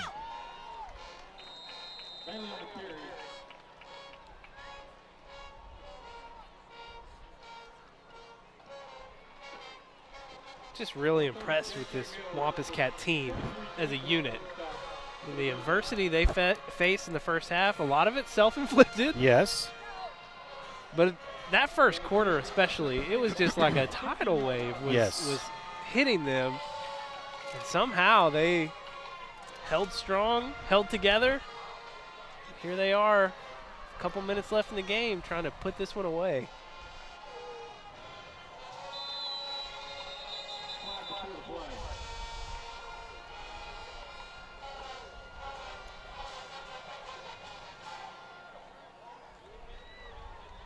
This one's going to come back 5 yards. So now 2nd and 13. Legal procedure against Conway.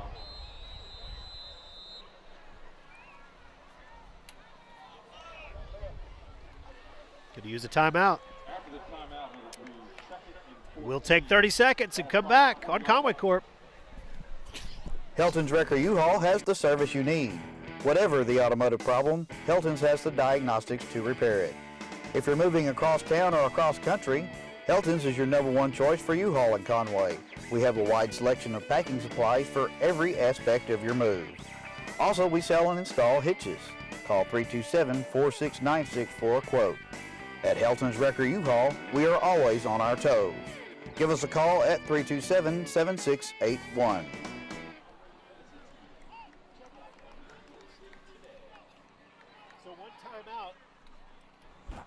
One timeout remains for Northside. Conway has 2 if they need them. And the Cats face 2nd and 14. Leading by 4. It's been another collective effort in the ground game. 71 yards from Luke Bailey, 52 from Bryce Bohannon, and 24 from Jamal Bethune.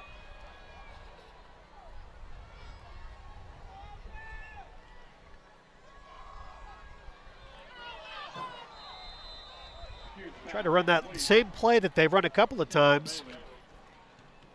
A little screen pass out to the flat. And McEwen, a smart decision just to throw that into the ground. But now it is 3rd down, 3rd and 14. And no time running off the clock.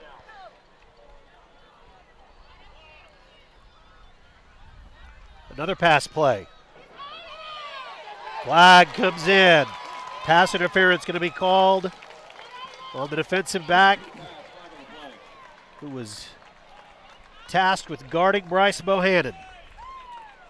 Is that an automatic first down? I believe it is going to be an automatic first down. It was 3rd and 14.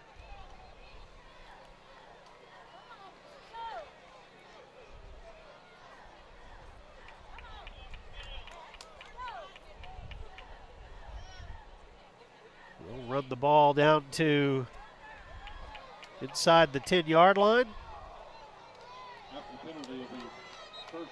First and goal for the Wampus Cats. Bailey shrugs off the first defender.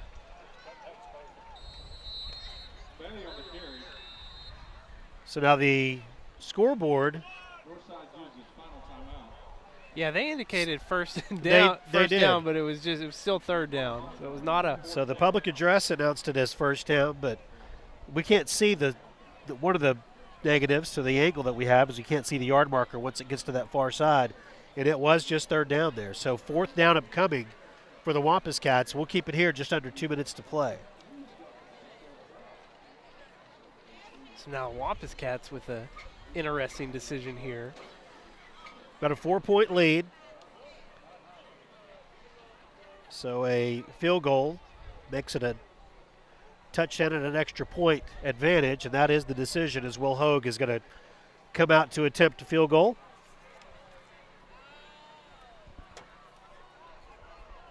3 of 10 this year on field goal. On correction, he's had tonight, so.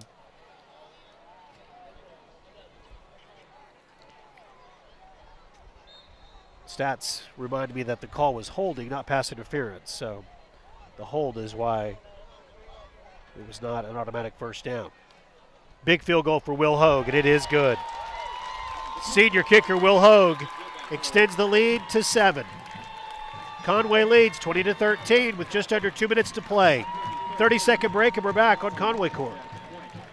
Centennial Bank builds relationships. That's why our bankers roll up their sleeves to support Conway and Faulkner County. They are folks you know and value for mortgages, business loans, and all your personal banking needs. Community involvement and exceptional service from people you know.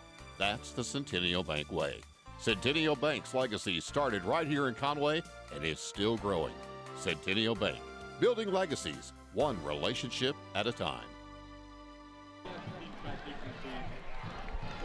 All right, just under 2 minutes to go in the game, Levi. The Cats are up 20-13. They've scored 20 in a row. That's true. Yeah, that's a good way to put it. This defense has been so good here in the second half. Can they do it one more time?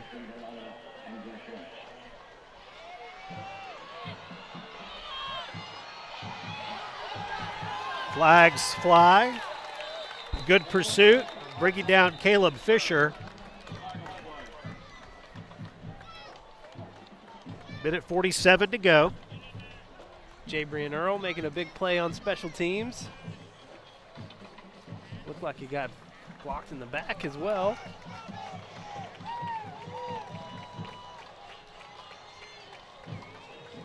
Maybe it was a hold. It's going to make things one way or the other. other. Yeah, going to have that many more yards to have to cover. 20-13. Cats are up 7. Looking to go 3-1 in the conference.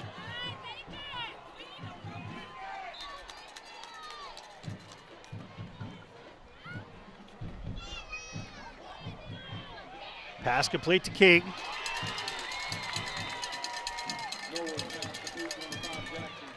That's a tough spot for King. He probably should have tried to go out of bounds. Yeah. Stop the clock because they just have, well, they have no timeouts. Out of bounds and first downs would be the ways to stop the clock. Norwood looking deep.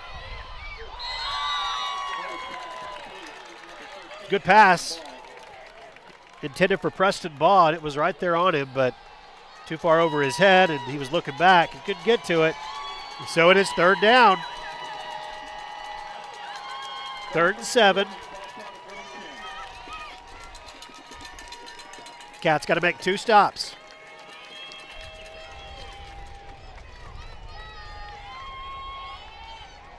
Norwood throws.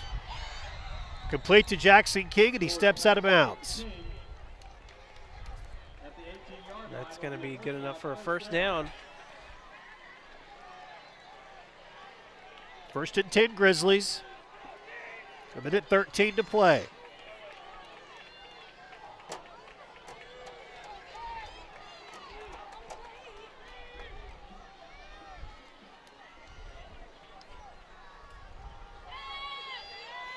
Norwood with time and throws. Flies behind his teammates on the far sideline. 2nd and 10. Wampus Cats playing zone coverage in the secondary. Just trying to make sure they don't give up a big play behind them.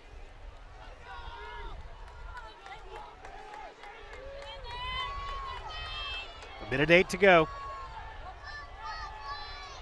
Pressure. Norwood gets away from it, and he's dangerous.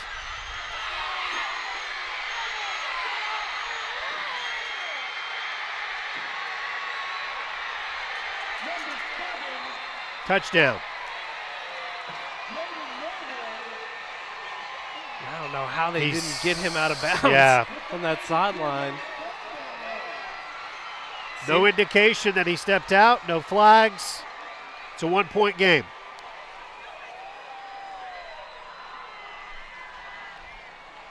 Guess Guess he was just able to tightrope that thing. Even the way he reacted, it felt like he thought he stepped out of bounds. Right? Yeah, he looked like he kind of pulled up a little bit. So an extra point to tie it.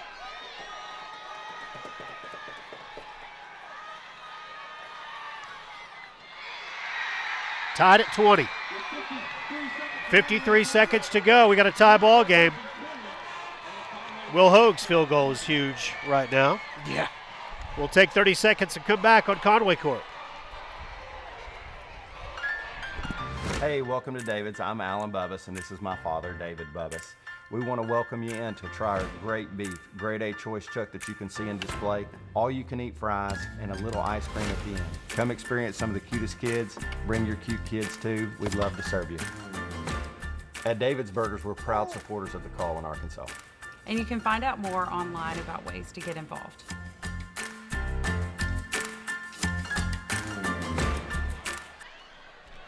.82-yard touchdown run by Drayden Norwood. The extra point by Stanton. And we're tied at 20. Well, that's exactly why you have Norwood in. That's right. Late in this game. A big playability like that.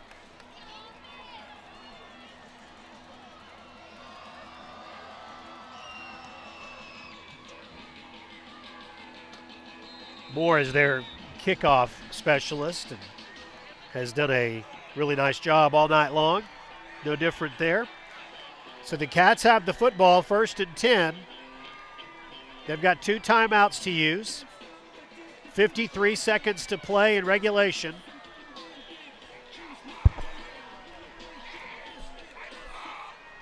And Will Hoag, is he going to get a chance?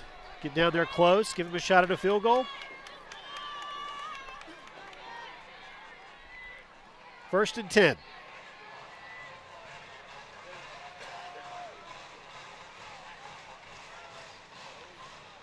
It's a handoff. Luke Bailey will cross the 30 and so stop the clock. 12 yards and 5 seconds. 45 seconds. Clock running. Tie ball game. Incomplete. Looking for Bryce Bohannon here on the near side. 2nd and 10.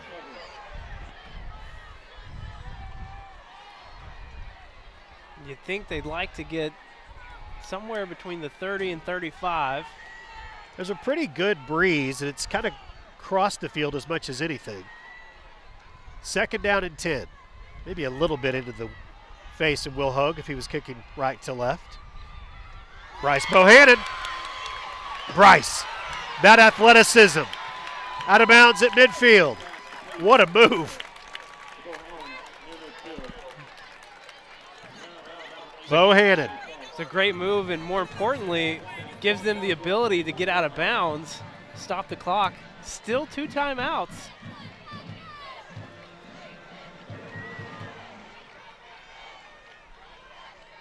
First and 10, 26 seconds to play in regulation.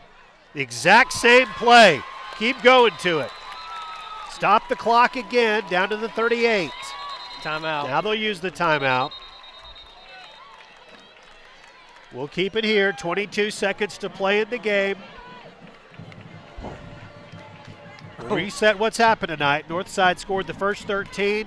Conway scored 20 unanswered. And it looked like the Cats were going to stop them, but their spectacular junior, Drayden Norwood, goes 82 yards, and the extra point ties it. Cats driving here, looking for the game-winning score. And I just want to compliment Nick McCune. This second half, he's thrown with a lot more confidence. 2 interceptions in the first half, and some drop passes.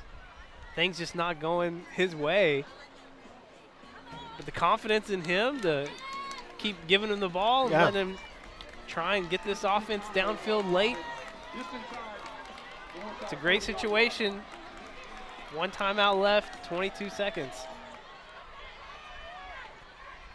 Probably still need about 10 yards to be completely comfortable.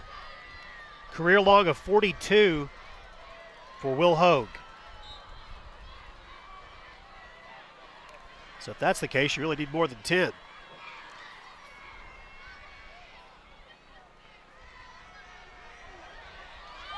Again, Bohannon. Bryce, pull it away. Bryce Bohannon dives. Did he get in? Oh, they're calling him down. Calling him down inside the 5-yard line. You got to stop the clock. There's still one 12 timeout. seconds to go. Clock stops with the first down. I think they're going to try and, yeah, they're running the cheetah here. Running the cheetah. Bryce has got in once tonight on it. Ball comes loose. Slade Smith covers it up. Or correction, that's McEwen. Yeah, I think it was McEwen that landed on it. They're going to say Conway got the ball and a timeout. No, they're saying that it's Northside ball. Are the officials, there's one official that's got his hand raised pointing the other direction. I thought the far side official was saying that there was a timeout called. And yeah, that's exactly what it was. And I think their student section took that as a first down for. Yeah, I thought that they had recovered it. Right. Now I think Nick got in there and recovered, and we've got an injured Wampus cat on the field as well. So they hurry to the line, try and run a play because you still have the one timeout. You're thinking, well, maybe we can score here. But the ball pops out. And do we happen to have the replay of that? Looked like Northside defender got his helmet right on the ball. It was. That's exactly what it looked like. And it just popped out. Here we go. Here we go. Yep. You can see a great shot. And the ball is still loose. And how about senior quarterback Nick McEwen?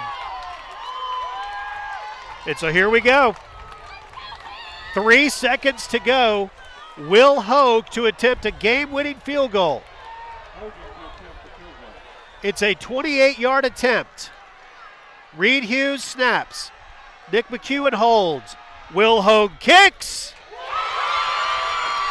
That's game. A game-winning field goal by senior Will Hogue, and the Wampus Cats battle back and win 23-20. It's going to be a game to remember for this group of seniors, especially for Will Hogue.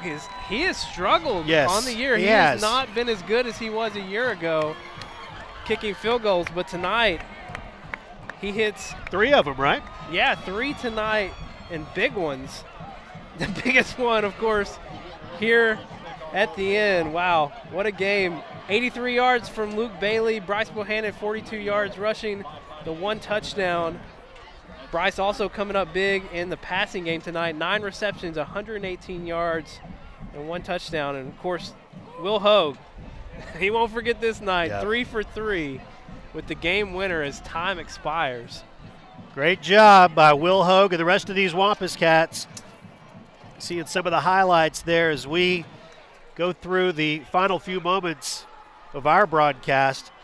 Again, great win for Conway, 23-20, giving up 13 points early on and really kind of feeling lifeless. Well, and I think I said it early that, you know, if they just don't turn on each other here, yes, they can find a way to withstand this. And, man, they did 20 points unanswered and then giving up it could have been just a backbreaker, that 82-yard touchdown run to Norwood. But, no, this offense, they've got 2 timeouts. They come right back out. Nick McEwen confident, finding Bryce Bohannon a few times. Nick McEwen, right place, right time, getting that fumble recovery. That was huge. Of all the big plays he made, that might have been the biggest. What a wild night. Watch some more of these highlights play out.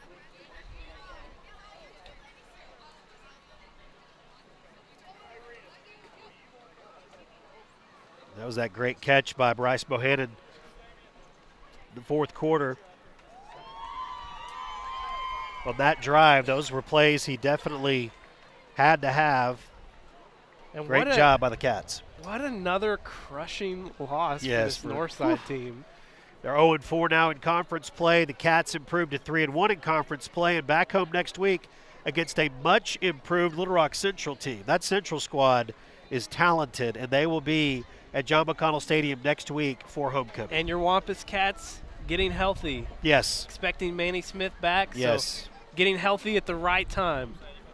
We'll look forward to being there with you. If you're going to be in Conway, of course, come out for homecoming next Friday night and then catch our broadcast. As always, we have the broadcast on live, but then our first replay is at 11 o'clock on Friday night. So lots of folks I know are watching that replay back as soon as they get back from the trip. And hopefully you're having a chance to watch this and stay up late and see the Cats get the victory 23-20 on a last-second field goal by Will Hogue. We'll see you next week back home for homecoming on Conway Corp.